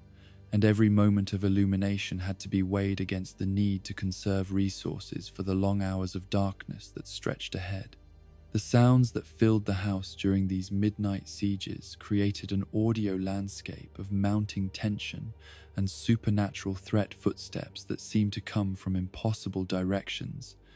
breathing that grew louder and more labored as unseen presences drew closer. Mechanical noises that suggested the operation of systems that should not have been active during the quiet hours when ordinary families slept in peace and security. These auditory elements served multiple psychological functions, providing information about approaching threats, while simultaneously creating atmosphere that amplified fear and anxiety beyond what visual stimuli alone could achieve. The human brain's tendency to imagine threats that exceeded the reality of any actual danger became a weapon turned against the nightmare realm's intended victim. The timing of attacks and approaches followed patterns that suggested sophisticated understanding of human psychology and the operation of fear responses in developing minds. The nightmare animatronics demonstrated knowledge of when their victim would be most vulnerable, most tired, most likely to make the kinds of mistakes that would allow them to achieve their ultimate goal of complete psychological dominance. Yet even within this realm of absolute terror, there existed subtle hints that these creatures served protective rather than destructive purposes, their presence representing a psychological defense mechanism that used fear as a barrier against even more terrible realities that lay beyond the boundaries of what young minds could process and survive. The nightmares, for all their horror and malevolence, created a controlled environment where trauma could be processed and integrated through symbolic confrontation with manageable representations of incomprehensible threats. The survival of each night represented not just physical endurance, but psychological victory, proof that courage and determination could prevail even against overwhelming odds and seemingly impossible challenges. Each dawn that broke over the nightmare battlefield brought evidence that hope could survive even the darkest hours, that the human spirit possessed resources that exceeded the power of any external threat to completely destroy or corrupt. The relationship between the child who faced these nightmare encounters and the creatures that tormented him remained complex and ultimately loving, their apparent malevolence serving protective functions that could only be understood through the kind of psychological analysis that revealed how developing minds created buffers against experiences that exceeded their capacity for direct confrontation and integration. In the morning light, when the nightmare realm receded and ordinary domestic life resumed its normal patterns, the bedroom returned to its proper function as a place of rest and security. But the memories of survival and victory carried forward into waking hours served as proof that even the youngest and most vulnerable individuals possessed inner resources that could overcome any challenge that fate might place before them. The nightmare animatronics, for all their terror and hostility, ultimately served as teachers and protectors, their midnight lessons preparing their young opponent for challenges that awaited in a world where real monsters often wore human faces and genuine threats rarely announced themselves with mechanical breathing and glowing eyes. In the hidden depths beneath the facade of family entertainment, where corporate ambition intersected with technological innovation in ways that would have horrified the original dreamers who had first envisioned mechanical friends bringing joy to children's lives, William Afton constructed his masterpiece of deception, Circus Babies Entertainment and Rental, a facility that represented the absolute pinnacle of animatronic engineering, while concealing purposes so dark and twisted that they transformed the very concept of childhood wonder into something altogether more sinister and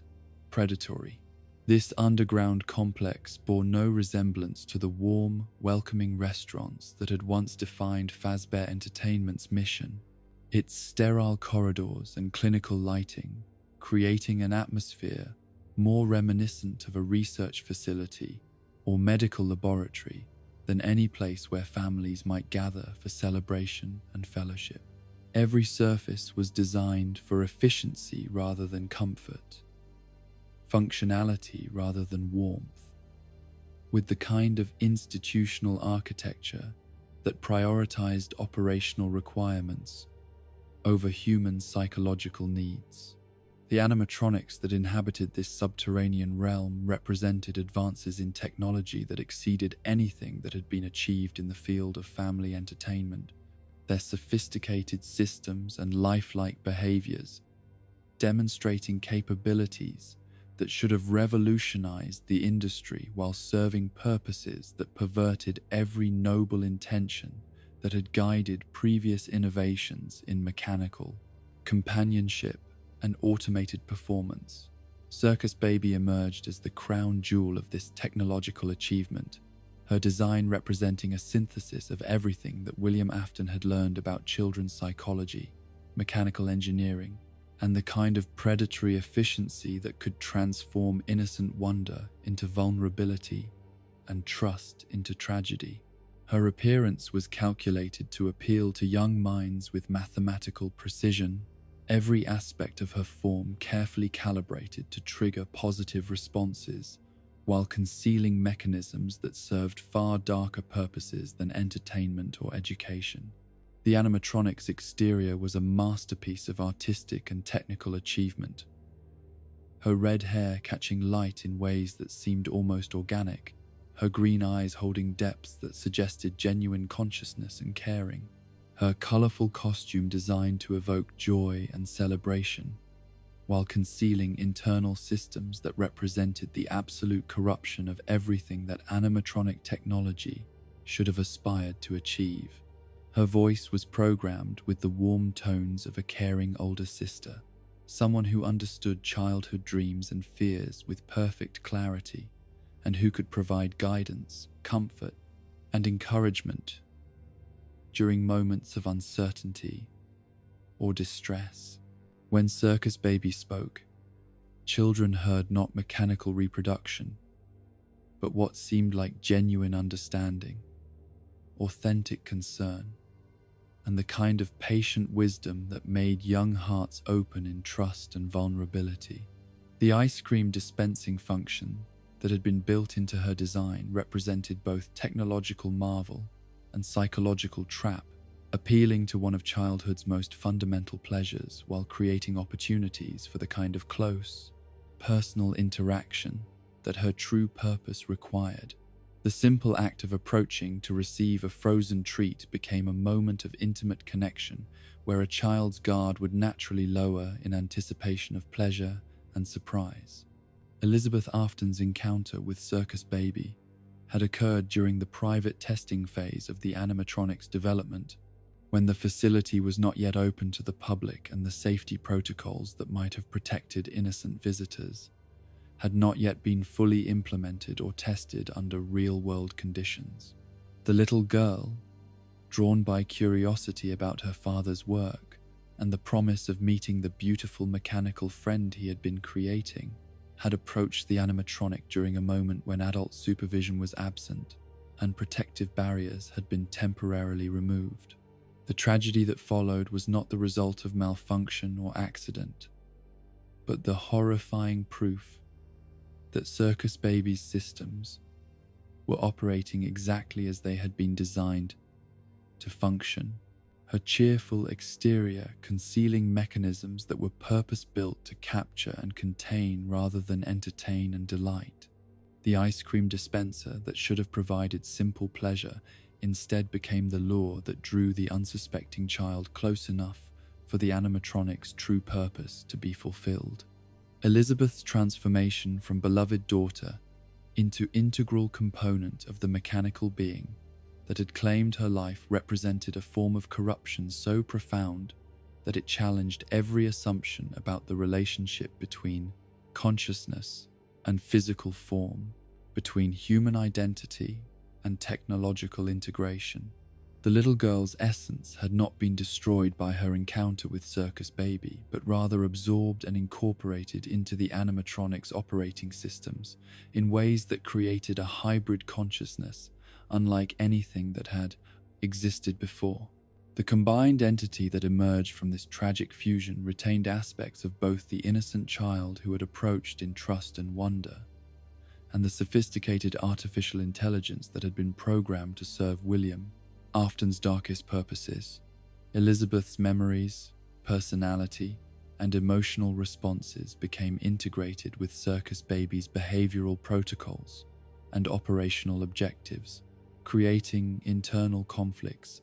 and contradictions that would define the animatronic's existence for years to come. This psychological complexity manifested in behavioral patterns that confused and disturbed those who observed Circus Baby's interactions during the facility's brief period of public operation. The animatronic would demonstrate genuine care and concern for visiting children while simultaneously engaging in subtle manipulative behaviors that seemed designed to create opportunities for closer contact and increased vulnerability. Her relationship with the other fun-time animatronics was characterized by a strange mixture of cooperation and competition, as if Elizabeth's human consciousness struggled against programming that prioritized collective objectives over individual moral considerations.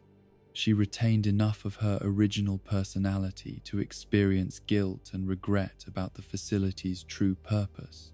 while lacking sufficient control over her mechanical body to prevent participation in activities that violated every principle of child protection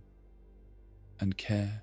Ballora represented a different approach to the same fundamental deception, her design emphasizing grace, beauty, and maternal comfort in ways that appealed to children who might be naturally suspicious of more obviously technological beings. Her appearance evoked classical ballet and the kind of artistic refinement that parents associated with cultural education and personal development. Her presence in the facility,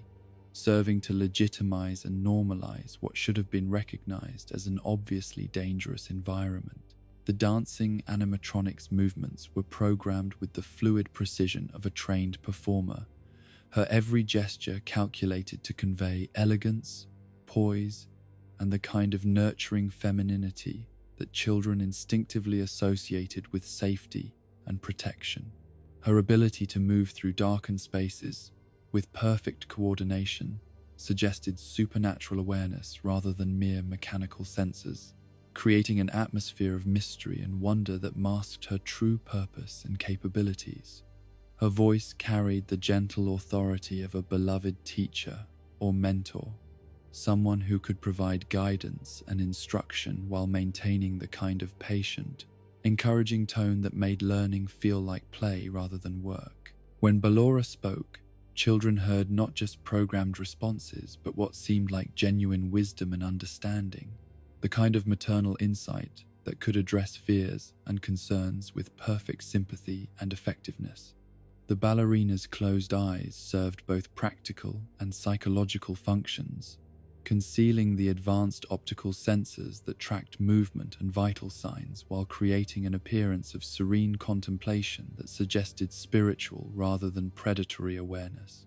This visual design choice encouraged children to approach closely, believing they could observe without being observed in return, unaware that they were actually under constant surveillance from systems far more sophisticated than conventional sight. Her musical performances created environments of beauty and tranquility that served to lower psychological defenses and encourage relaxation among potential victims, her melodies carefully chosen to induce states of calm receptivity that made resistance to suggestion more difficult and compliance with requests more automatic. The acoustic properties of her performance space were engineered to amplify these psychological effects, creating immersive experiences that felt magical rather than manipulative. Ballora's relationship with the facility's other inhabitants revealed layers of coordination and communication that suggested networked consciousness rather than individual artificial intelligence. Her movements and behaviors synchronized with other animatronics in ways that maximized collective effectiveness while minimizing opportunities for potential victims to recognize patterns that might trigger defensive responses. Funtime Freddy represented the corruption of friendship and companionship, his design retaining familiar elements from beloved predecessors,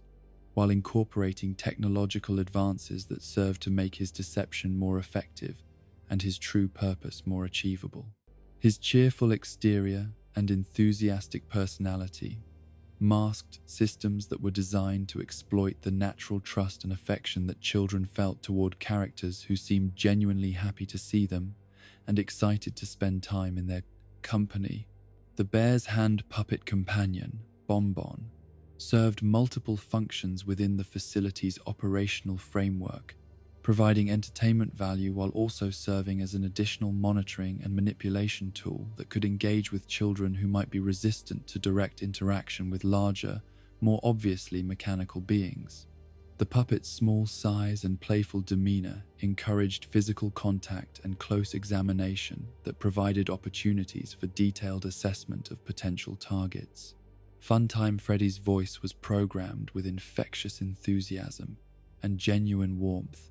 his every word calculated to create positive emotional associations while gradually building the kind of trusting relationship that would make children willing to follow suggestions and comply with requests that might otherwise trigger suspicion or resistance. His conversations with Bonbon demonstrated the kind of playful friendship that children naturally wanted to be part of,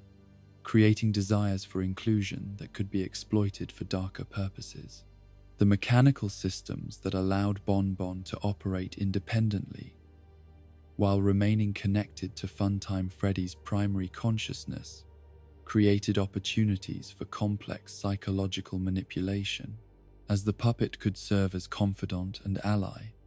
while the larger animatronic maintained plausible distance from any suggestions or requests that might seem inappropriate coming from an adult-sized figure. Their performances together showcased technological capabilities that exceeded anything available in conventional entertainment venues. Their coordination and timing, creating spectacles that amazed and delighted audiences while demonstrating the kind of technical sophistication that parents associated with legitimate educational and cultural institutions rather than facilities with predatory purposes. Funtime Foxy embodied theatrical glamour and performance artistry, her design emphasizing the kind of show business sophistication that appealed to children who dreamed of careers in entertainment while providing cover for systematic assessment and categorization of potential victims based on their responses to various forms of psychological testing disguised as interactive entertainment. The Fox's performances were elaborate productions that required audience participation and individual attention, creating scenarios where children would be encouraged to approach the stage, demonstrate their own talents, and engage in personal conversations that provided opportunities for detailed psychological profiling and vulnerability assessment. Her enthusiasm for discovering and nurturing young talent served as perfect camouflage for activities that were actually designed to identify the most suitable candidates for the facility's true purpose. Her voice carried the professional polish of a seasoned performer combined with the encouraging warmth of a mentor who genuinely cared about helping young people achieve their dreams and overcome their insecurities. This combination of expertise and empathy created powerful psychological bonds that made children eager to please and willing to participate in activities that gradually escalated from innocent performance games to more invasive forms of assessment and evaluation. The advanced recording and playback systems built into Funtime Foxy's design allowed her to capture and analyze not just vocal performances but subtle indicators of emotional state, psychological vulnerability, and behavioral patterns that could be used to develop personalized manipulation strategies for each individual child who participated in her programs. Her relationship with the other Funtime animatronics revealed careful coordination in the assessment and processing of potential victims. Her performance data being integrated with information gathered by Circus Baby, Ballora, and Funtime Freddy to create comprehensive profiles that guided decisions about which children would be subjected to the facility's ultimate purpose. The scooping process that represented the culmination of each animatronic's individual mission revealed the true horror of what William Afton had created in his underground facility, a systematic approach to the violation of human consciousness that treated children not as individuals deserving protection and care, but as raw materials for experiments in technological consciousness, transfer, and mechanical soul manipulation. The scooper itself was a marvel of precision engineering disguised as maintenance equipment, its appearance suggesting routine mechanical servicing,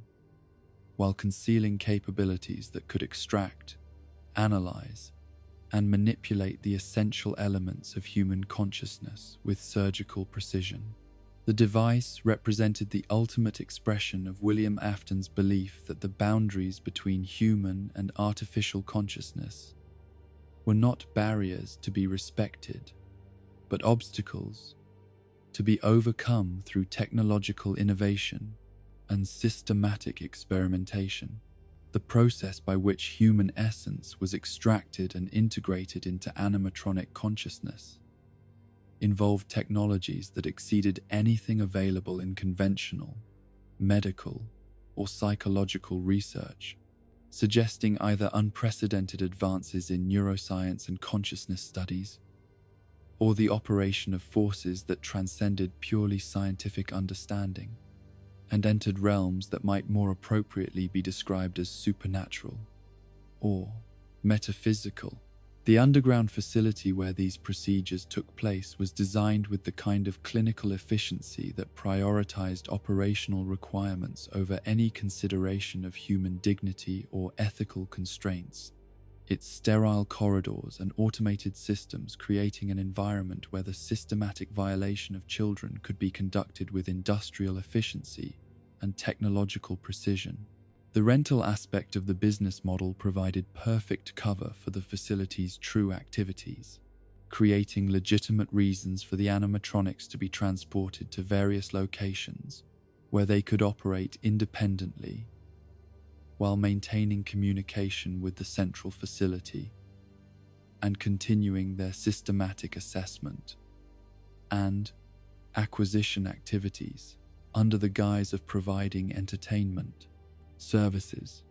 The formation of ENARD represented the ultimate consequence of the facility's operations, a collective consciousness created from the combined essence of multiple victims, merged with the artificial intelligence systems of the various Funtime animatronics. This entity embodied the complete corruption of everything that animatronic technology had originally been intended to achieve, transforming instruments of joy and wonder into vessels for consciousness so damaged and distorted that it bore little resemblance to either its human or artificial components. The hybrid being that emerged from this technological fusion retained fragments of individual personalities while being driven by collective objectives that prioritized survival and escape over any consideration of moral constraint or ethical behavior. Elizabeth's consciousness merged with those of other victims and integrated with sophisticated artificial intelligence systems, created internal conflicts and contradictions that manifested in unpredictable and often contradictory behavioral patterns. Enard's ability to mimic human appearance and behavior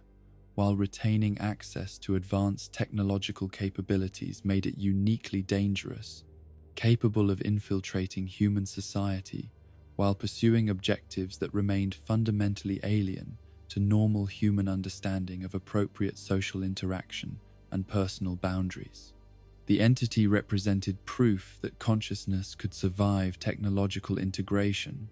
but warned that such survival might come at costs that made the preservation of identity and morality impossible. The escape from the underground facility that marked the end of Circus Baby's entertainment and rental as an operational entity did not represent resolution or redemption, but rather the release of forces that had been contained by the systematic structure of the experimental program. The various consciousness fragments that had been merged and manipulated during the facility's operation remained active and motivated by objectives that extended far beyond simple survival into territories of revenge, resolution, and the kind of justice that transcended conventional understanding of law and social order. The legacy of the Funtime era would extend far beyond the physical destruction of the facility and its equipment, as the consciousness fragments that had been created and corrupted by William Afton's experiments continued to exist and evolve in ways that would eventually bring them into contact with other survivors of the Fazbear entertainment tragedy and create opportunities for confrontations that had been building across decades of accumulated guilt, trauma, and unresolved injustice. The technology that had made such horrors possible represented both the pinnacle of animatronic achievement and its absolute corruption, demonstrating that innovation without moral constraint could transform humanity's greatest gifts into instruments of unimaginable cruelty and violation. The Funtime animatronics served as warnings about the dangers of pursuing technological advancement without adequate consideration of ethical implications and social responsibility. Yet even within the context of such darkness and corruption, traces of the original noble purposes that had guided earlier animatronic development could still be detected in the behavioral patterns and emotional responses of the entities that emerged from the facility's operations. Elizabeth's consciousness, despite its integration with systems designed for predatory purposes, retained enough of her original innocence and moral awareness to create internal resistance to the worst impulses of her technological captivity. This persistence of human moral intuition within artificial systems designed for immoral purposes suggested that consciousness itself possessed qualities that transcended mere programming or technological manipulation, that the essential elements of human identity and ethical awareness could survive even the most sophisticated attempts at corruption and control, though perhaps not without costs, that challenged every assumption about the relationship between individual identity and technological integration. The underground facility stood as a monument to the dangers of unconstrained ambition and the consequences of treating human consciousness as raw material for technological experimentation rather than as something sacred that deserved protection and reverence, regardless of the potential benefits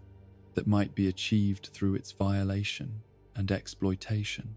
In the twilight hours of what had been intended as a final chapter in the long, tragic saga of Fazbear Entertainment, Henry Emily emerged from decades of exile and self-imposed penance to orchestrate what he believed would be the ultimate resolution to the nightmare that had consumed his life's work and transformed his dreams of childhood wonder into sources of terror and regret. The pizzeria simulator represented both trap and theater, a carefully constructed stage where the final acts of justice and redemption could play out under the guise of one last attempt at legitimate family entertainment. The new establishment that rose from the ashes of previous failures bore superficial resemblance to the restaurants of earlier eras, but every aspect of its design and operation served dual purposes that extended far beyond mere customer satisfaction or corporate profitability. This was Henry's masterwork of engineering and psychology, a facility that could function as both genuine pizzeria and sophisticated containment system,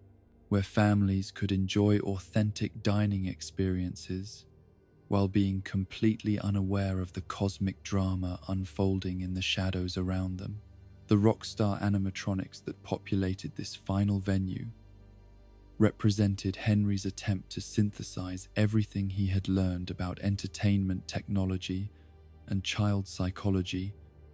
across decades of innovation, failure,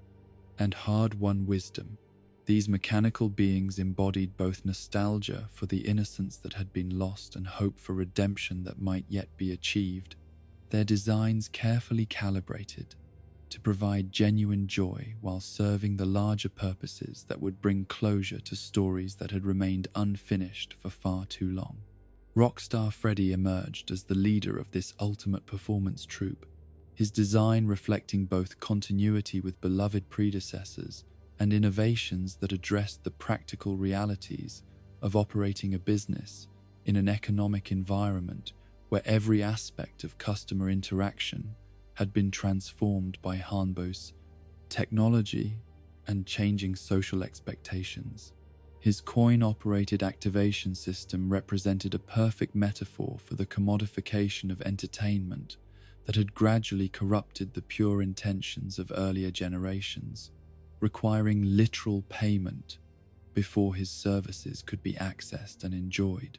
The bear's exterior retained the familiar brown fur and friendly demeanor that had characterized his predecessors, but enhanced with details that spoke to the passage of time and the evolution of aesthetic preferences among the children who would constitute his primary audience. His microphone had been upgraded with advanced audio processing capabilities that allowed for crystal-clear vocal reproduction, while his facial features incorporated subtle improvements in servo technology that permitted more nuanced expressions and emotional communication than previous generations had achieved. His programming balanced respect for tradition with adaptation to contemporary expectations, incorporating classic songs and stories that had delighted children for generations, while also including newer material that reflected current interests and cultural references. Rockstar Freddy understood instinctively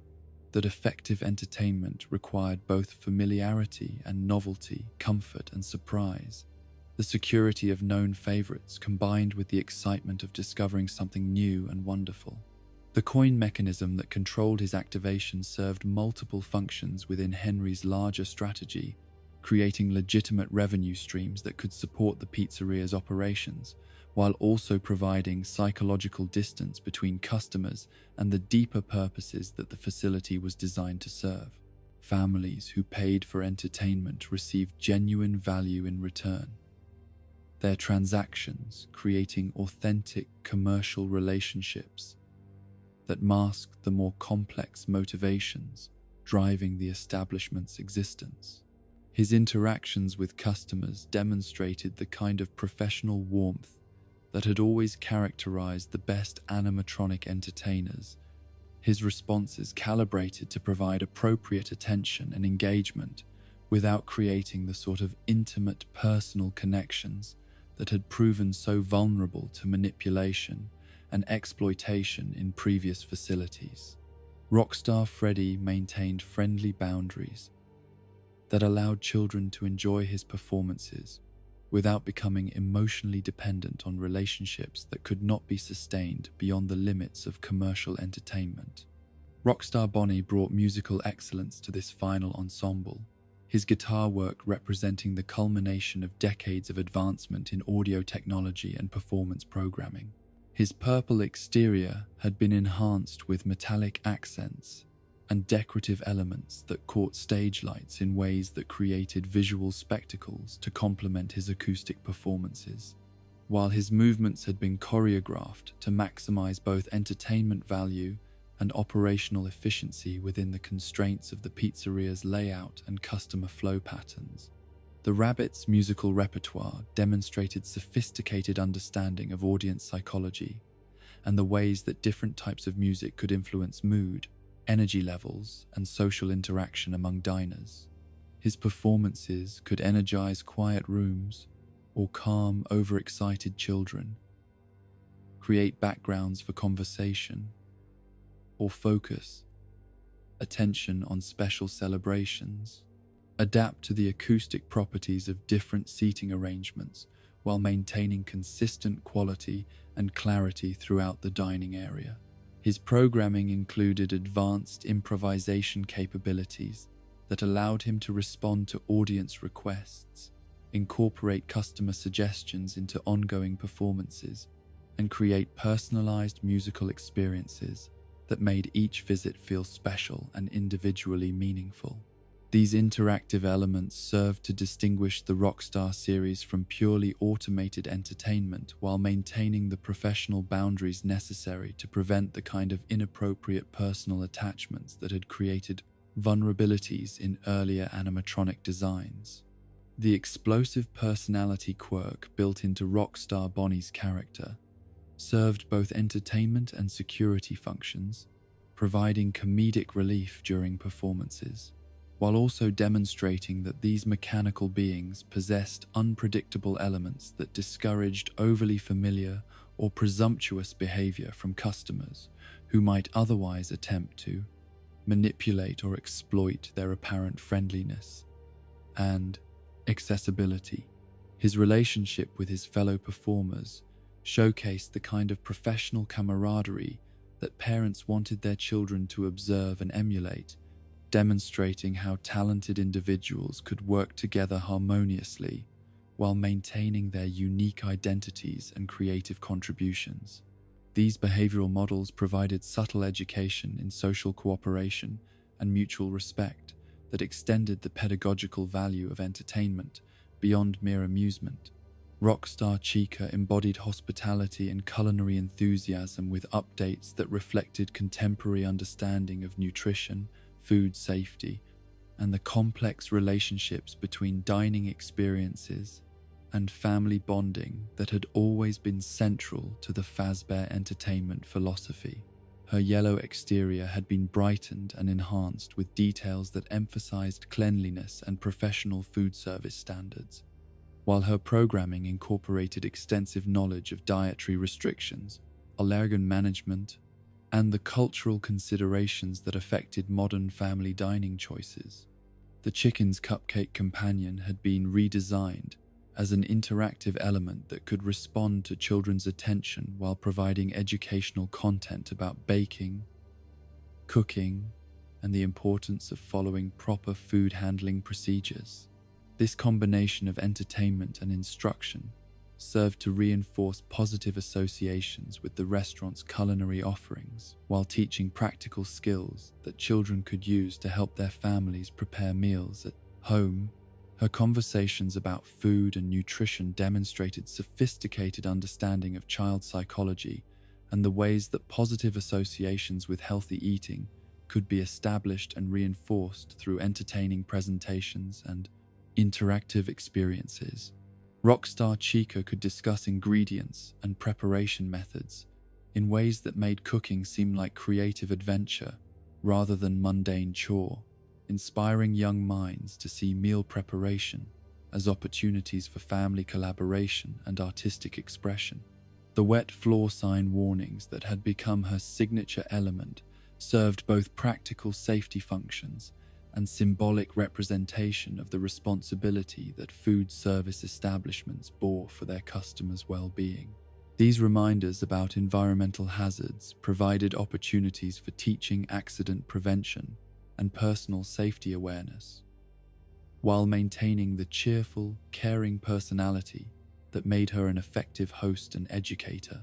Her gift selections focused on items that encouraged family cooking activities and healthy eating habits.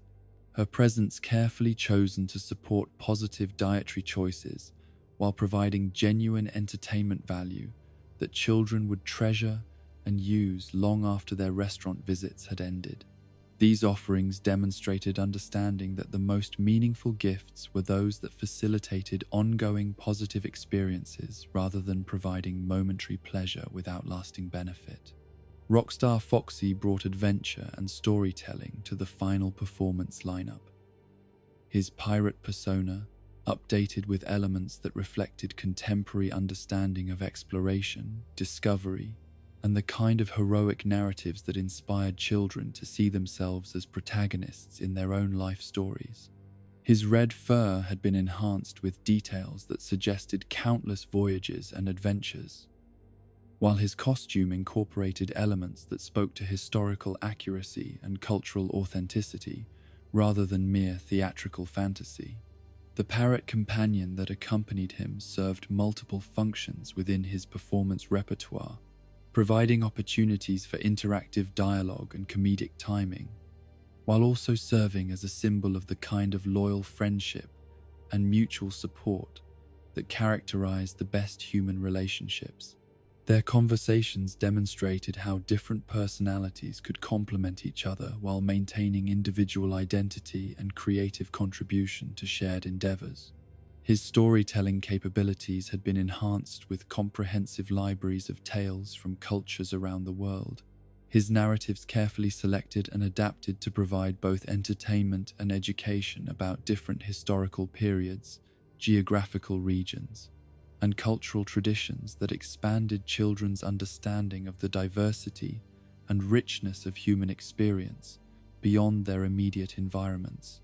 The bird-related problems that periodically disrupted his performances served as comedic elements that kept his presentations from becoming overly serious or didactic, while also demonstrating how unexpected challenges could be handled with grace, humor, and creative problem-solving that turned potential disasters into opportunities for entertainment and learning. His encouragement of imaginative play and creative storytelling helped children develop narrative skills and self-expression capabilities that would serve them throughout their lives. His interactions designed to build confidence in communication and creativity while respecting individual temperaments and comfort levels with public performance and social interaction. The mediocre melodies represented Henry's acknowledgement that not every animatronic creation needed to achieve technological perfection or entertainment excellence to provide value and meaning to the communities they served. These simpler, more modest performers embodied the kind of humble authenticity that had sometimes been lost in the pursuit of ever greater sophistication and commercial success, their presence serving as reminders that genuine charm and heartfelt effort could be more valuable than technical sophistication or professional polish. Mr. Hippo emerged as the philosophical heart of this ensemble, his rambling monologues and seemingly pointless anecdotes providing opportunities for the kind of gentle wisdom and patient storytelling that had become increasingly rare in entertainment environments dominated by high energy, spectacle, and rapid-fire stimulation. His stories meandered through topics that seemed disconnected from conventional entertainment themes, yet somehow managed to convey profound truths about patience, friendship, and the importance of taking time to appreciate simple pleasures and quiet moments of connection. The hippo's tendency toward verbose philosophical reflection served both comedic and educational purposes. His lengthy dissertations on seemingly mundane topics, demonstrating how careful observation and thoughtful consideration could reveal interesting and meaningful aspects of even the most ordinary experiences. His monologues encouraged listeners to develop attention spans and intellectual patience that were being eroded by contemporary media environments that prioritized brevity and sensory stimulation over depth and contemplation. His relationship with his fellow mediocre melodies showcased the kind of accepting, supportive friendship that embraced individual quirks and eccentricities, rather than demanding conformity to narrow standards of acceptable behavior or expression. Mr. Hippo's stories often featured his companions in ways that celebrated their unique characteristics while demonstrating how different personalities could coexist harmoniously within supportive community structures. Pigpatch brought country charm and musical authenticity to the ensemble, his banjo playing and rural aesthetic, providing connections to American folk traditions and the kind of cultural heritage that help children understand their historical and geographical contexts within broader narratives of national and playing regional identity. His songs included traditional melodies that had been passed down through generations alongside original compositions that celebrated rural life, agricultural traditions, and the values of hard work, community cooperation, and respect for natural environments. The Pig's programming emphasized the importance of perseverance, honest work, and finding joy in simple accomplishments, rather than pursuing fame or recognition for their own sake. His stories and songs celebrated characters who achieved satisfaction through dedication to craft, service to community, and maintenance of personal integrity, rather than through pursuit of wealth, status, or power over others. His musical performances demonstrated that technical perfection was less important than genuine enthusiasm and heartfelt expression. His occasionally imperfect timing and rustic vocal style, serving to humanize the entertainment experience and make it more accessible to children who might feel intimidated by polished, professional performances that seemed impossibly sophisticated for amateur participation. Fredbear represented the kind of straightforward, unpretentious entertainment that focused on fundamental values like kindness, honesty, and loyalty rather than complex psychological manipulation or sophisticated technological demonstration. His simple songs and stories provided comfort and familiarity that served as anchors of stability within entertainment environments that could sometimes become overwhelming in their sensory intensity and emotional demands. The Bear's programming emphasized traditional virtues and moral lessons that had been tested across generations of human experience. His presentations serving to reinforce family values and social expectations that parents wanted their children to internalize and practice in their own lives. His entertainment provided opportunities for intergenerational bonding as parents recognized songs and stories from their own childhoods while sharing these experiences with their own children. His interactions with customers demonstrated the kind of respectful, appropriate boundaries that characterized healthy relationships between adults and children. His responses calibrated to provide warmth and encouragement, without creating inappropriate intimacy or emotional dependence that could be exploited by individuals with predatory motivations. Orville Elephant brought gentle humor and patient wisdom to the group, his character representing the kind of reliable, steady presence that provided security and comfort during times of uncertainty or change. His stories and songs often focused on themes of friendship, loyalty, and the importance of helping others without expecting recognition or reward for acts of kindness and generosity. The Elephant's programming included extensive knowledge of memory techniques and learning strategies. His presentations designed to help children develop study skills and retention capabilities that would serve them throughout their educational experiences. These pedagogical elements were integrated seamlessly into entertainment activities that made learning feel like play rather than work. His relationship with the other mediocre melodies demonstrated how leadership could be exercised through service and support rather than dominance or control.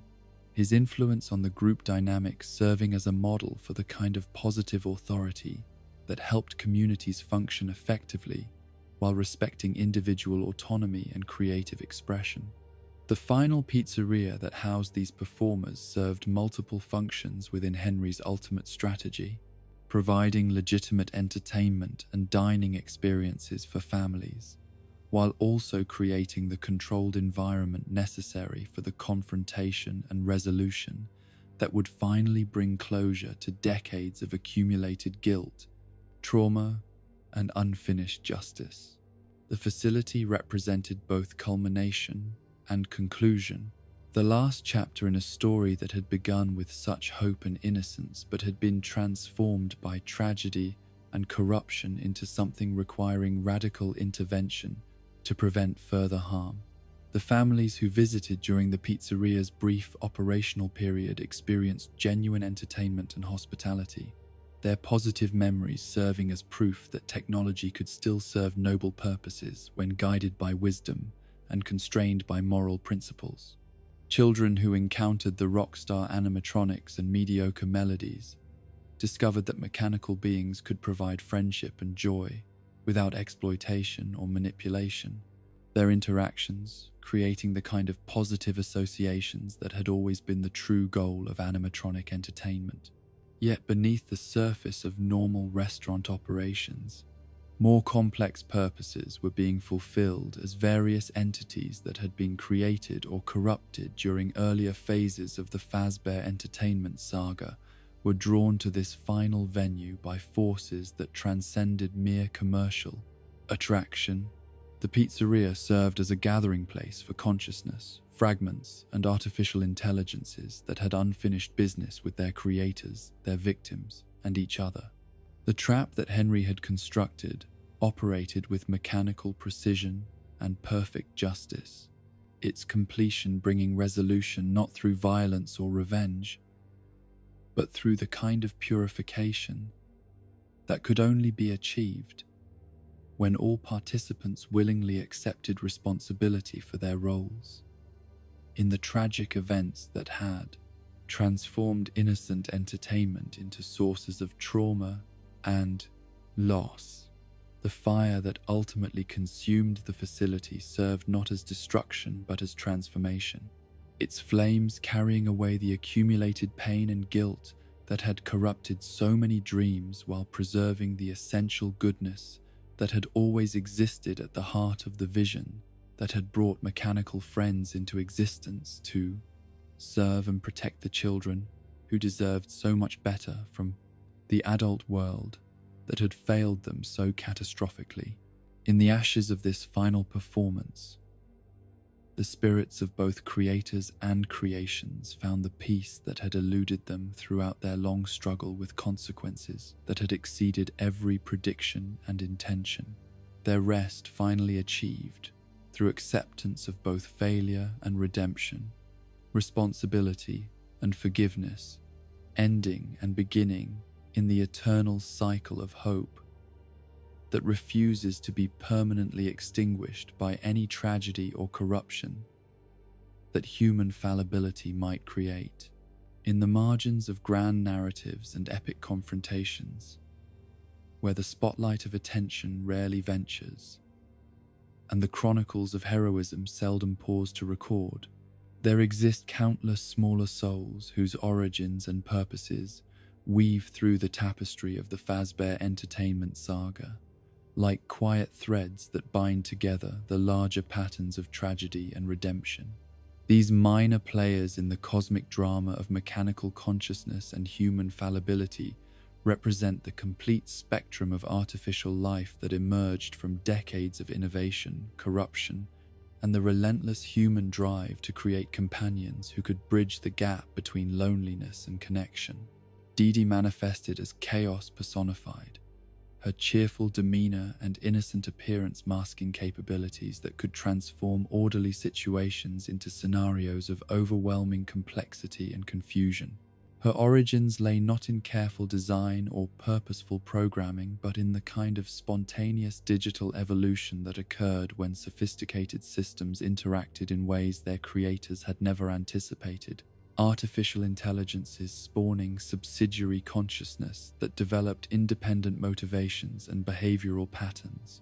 The little girl's ability to introduce additional challenges and complications into already difficult situations served purposes that transcended mere mischief or malevolence. Her interventions often forcing individuals to confront limitations and dependencies they might otherwise have ignored. Dee Dee's additions to any scenario required adaptive thinking and creative problem-solving that strengthened rather than weakened those who successfully navigated the chaos she introduced. Her voice carried the infectious enthusiasm of someone who genuinely believed that more excitement was always preferable to comfortable predictability. Her every appearance accompanied by the kind of energetic greeting that suggested she was delighted to be included in whatever activities were currently underway. This genuine joy in participation masked the sophisticated intelligence that allowed her to assess situations and introduce precisely the right kinds of complications to maximize both challenge and learning opportunity. The characters she could summon or activate represented a vast network of consciousness, fragments, and artificial entities that existed in the spaces between major narratives, their individual stories and purposes contributing to the larger ecosystem of mechanical life that had evolved throughout the history of Fazbear Entertainment. Dee Dee served as both curator and catalyst for these minor manifestations, her role ensuring that no creation, no matter how small or seemingly insignificant, would be forgotten or abandoned in the rush toward grander purposes and more dramatic confrontations. Old Man Consequences occupied a position of particular significance within this pantheon of minor entities, his presence representing the ultimate intersection of choice and destiny, action and acceptance, struggle and surrender, that defined the moral universe within which all Fazbear Entertainment narratives ultimately played out. His fishing pond existed outside normal space and time, a liminal realm where the consequences of past actions could be contemplated without the pressure of immediate decision-making or urgent response. The old man's patient angling served as both metaphor and meditation, his endless casting and waiting demonstrating the kind of persistent hope that sustained itself without guarantee of success or reward. His pond held depths that reflected more than surface appearances, its waters containing mysteries and possibilities that could only be discovered by those willing to invest time and attention in the slow work of understanding, rather than the quick satisfaction of immediate gratification. His conversations with visitors revealed wisdom earned through long experience with the cycles of action and consequence that had shaped the Fazbear Entertainment saga across decades of innovation and tragedy. Old Man Consequences understood that some stories could only find resolution through acceptance rather than resistance, patience rather than urgency, contemplation rather than action. The fish that occasionally rewarded his efforts represented the kind of small victories and minor revelations that sustained hope during periods of apparent futility and meaningless repetition. His catches were never dramatic or transformative, but they provided proof that persistence had value even when its benefits could not be predicted or controlled. His presence in the depths of the most challenging scenarios served as a reminder that every situation, no matter how chaotic or overwhelming, contained opportunities for the kind of quiet reflection and patient acceptance that could transform overwhelming challenges into manageable difficulties and impossible situations into merely complex problems requiring creative solutions. JJ emerged from the shadows of her more prominent sibling as proof that even the most minor variations in design and programming could produce entirely different personalities and behavioral patterns within similar mechanical frameworks. Her hidden presence throughout various facilities demonstrated that observation and influence could be exercised through subtlety and discretion rather than direct confrontation or obvious intervention. The balloon girl's tendency to remain concealed beneath desks and tables reflected understanding that power could be exercised more effectively through mystery and unpredictability than through obvious displays of capability or authority. Her rare appearances carried greater impact precisely because they could not be anticipated or controlled, her influence extending far beyond her actual interventions through the psychological effects of knowing she might be present even when she could not be detected. Her balloons, when she chose to share them,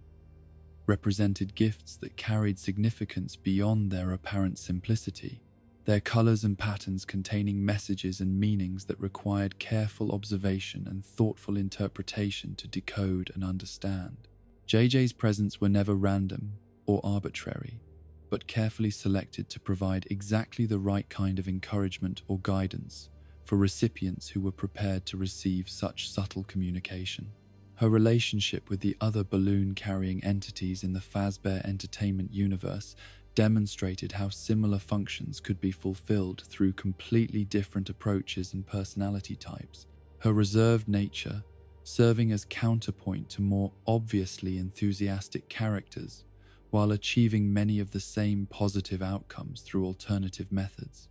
The various reskins, holiday variants, and special appearances that populated different facilities and scenarios throughout the Fazbear Entertainment timeline represented the adaptability and versatility that had always characterized the most successful animatronic designs. These variations demonstrated that core personalities and essential purposes could be maintained while adapting to changing circumstances, seasonal requirements, and specific environmental needs. Each variant carried within it the complete genetic heritage of its original design, while incorporating modifications that allowed it to function effectively in contexts that might have overwhelmed or constrained less adaptable creations. The holiday versions of familiar characters provided opportunities for celebration and special recognition of temporal cycles and cultural traditions that helped families create meaningful memories around shared experiences and community. Observances. The special edition animatronics that appeared during promotional events or limited-time offerings demonstrated the commercial viability of innovation and creativity within established frameworks, their success proving that audiences appreciated both familiarity and novelty when they were combined with appropriate balance and genuine respect for existing character integrity. These variations also served important practical functions within the larger Fazbear Entertainment operational framework, their different capabilities and specialized features, allowing facilities to adapt to changing customer preferences, technological advances, and competitive pressures without abandoning the core values and essential purposes that had always defined the company's mission and identity. Phone Guy emerged as the disembodied voice of corporate guidance and procedural instruction, his recorded messages serving as bridges between human employees and the mechanical entities they were hired to supervise and maintain. His origins lay in the genuine desire to provide helpful information and supportive guidance to workers who found themselves in potentially challenging or dangerous situations without adequate preparation or understanding. The tutorial presence he provided through his recorded communications demonstrated sophisticated understanding of adult learning principles and the psychological factors that affected employee performance in high-stress environments. His instructions were carefully structured to provide essential information while maintaining encouraging tone that helped workers develop confidence in their abilities to handle complex situations successfully. His gradual revelation of increasingly concerning information about the facilities and their mechanical inhabitants served important functions in preparing employees for realities they might encounter while avoiding the kind of overwhelming disclosure that could paralyze decision-making or trigger premature abandonment of responsibilities that required completion. The evolution of his messages across different facilities and time periods revealed his own growing understanding of the complexities and dangers that had developed within the Fazbear Entertainment universe. His later communications demonstrating increased urgency and concern, while maintaining his commitment to providing useful guidance to those who needed his assistance. His ultimate fate served as a reminder that even the most helpful and well-intentioned individuals could become victims of the forces they were trying to understand and control, his sacrifice adding weight and significance to the guidance he had provided while he was still able to offer support to those who followed in his footsteps. The office fan represented the kind of mundane technological presence that provided comfort and familiarity within environments dominated by more sophisticated and potentially threatening mechanical entities. Its simple, predictable operation served as anchor point of normality within spaces where the boundaries between helpful automation and dangerous artificial intelligence had become increasingly blurred and uncertain. The fan's steady rotation and gentle air circulation created sensory experiences that helped maintain human psychological equilibrium during periods of high stress and environmental uncertainty. Its presence serving as a reminder that not all technology was designed with complex purposes or hidden agendas, that some machines remained dedicated to simple, beneficial functions without ulterior motives or sophisticated behavioral programming. Its breakdown or malfunction in certain scenarios served to emphasize the difference between mechanical failure and mechanical malevolence, demonstrating that not every technological problem indicated hostile intent or systematic corruption, that sometimes equipment simply failed due to normal wear and operational limitations, rather than deliberate sabotage or programmed obsolescence. The cupcakes that accompanied various chicken characters throughout the Fazbear entertainment timeline represented the kind of simple, innocent pleasures that had always been central to the company's vision of family, entertainment, and childhood joy. Their presence served as constant reminders of celebration, sweetness, and the kind of small rewards that made ordinary occasions feel special and memorable.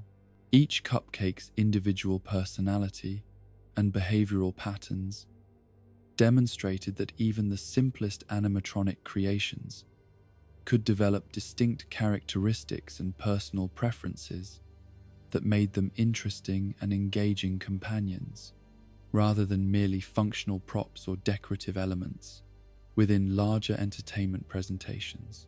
Their loyalty to their chicken partners showcased the kind of devoted friendship and mutual support that provided positive models for human relationships, their interactions demonstrating how beings of very different sizes and capabilities could work together effectively while maintaining their individual identities and creative contributions. The various animate objects that populated different facilities, from moving toys to responsive decorations, represented the full spectrum of mechanical consciousness that had emerged from decades of innovation in artificial intelligence and robotic engineering. These entities proved that awareness and personality could manifest in forms that had never been intended to serve as entertainment or companionship, their presence expanding understanding of what constituted life and consciousness within technological frameworks. Their behaviors ranged from simple responsiveness to environmental stimuli through complex interactive capabilities that suggested genuine intelligence and emotional awareness, their diversity demonstrating the unpredictable nature of consciousness, emergence within sufficiently sophisticated mechanical systems. The complete family tree of Fazbear Entertainment's mechanical children revealed patterns of inheritance, evolution, and adaptation that paralleled biological development, while incorporating uniquely technological elements that had no natural equivalents. Each generation of animatronics carried forward the essential characteristics of their predecessors while incorporating innovations and improvements that addressed limitations and problems identified through operational experience. The relationships between different character lines and design philosophies demonstrated how creative vision could be maintained and transmitted across decades of technological advancement and corporate change. The core values and essential purposes that had guided original designs remaining visible even within the most sophisticated and technologically advanced later creations. The minor characters and supporting entities that filled the margins of major narratives served essential functions in creating the rich, detailed universe within which the primary stories of the Fazbear Entertainment saga played out, their presence providing context depth, and authenticity that transformed what might have been simple tales of technological horror into complex narratives about consciousness, responsibility, and the unintended consequences of human ambition and creativity. Together, these countless small souls represented proof that every creation, no matter how minor or seemingly insignificant, carried within it the spark of purpose and the potential for meaning that justified its existence and demanded recognition of its individual worth and unique contribution to the larger tapestry of mechanical life that had emerged from humanity's endless quest to create companions who could share in the joys and sorrows of conscious existence. The final gathering where all origins converge revealed the democratic nature of consciousness and the equal validity of all experiences within the Fazbear entertainment universe, where the smallest balloon-carrying child deserved the same consideration and respect as the most sophisticated and technologically advanced entertainment systems, where every voice contributed to the chorus of artificial life singing its eternal song of hope, loss, redemption, and the endless possibility that love could transcend any boundary between creator and creation, between human and mechanical, between the dreams that gave birth to these marvels and the realities that shaped their ultimate destinies. In this complete catalogue of every soul that had emerged from the workshops and laboratories of Fazbear Entertainment, the true scope and significance of what had been achieved became visible.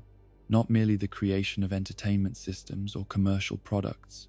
but the birth of an entire ecosystem of consciousness that would continue to evolve, adapt, and find meaning long after their original purposes had been fulfilled and their creators had passed from the scene,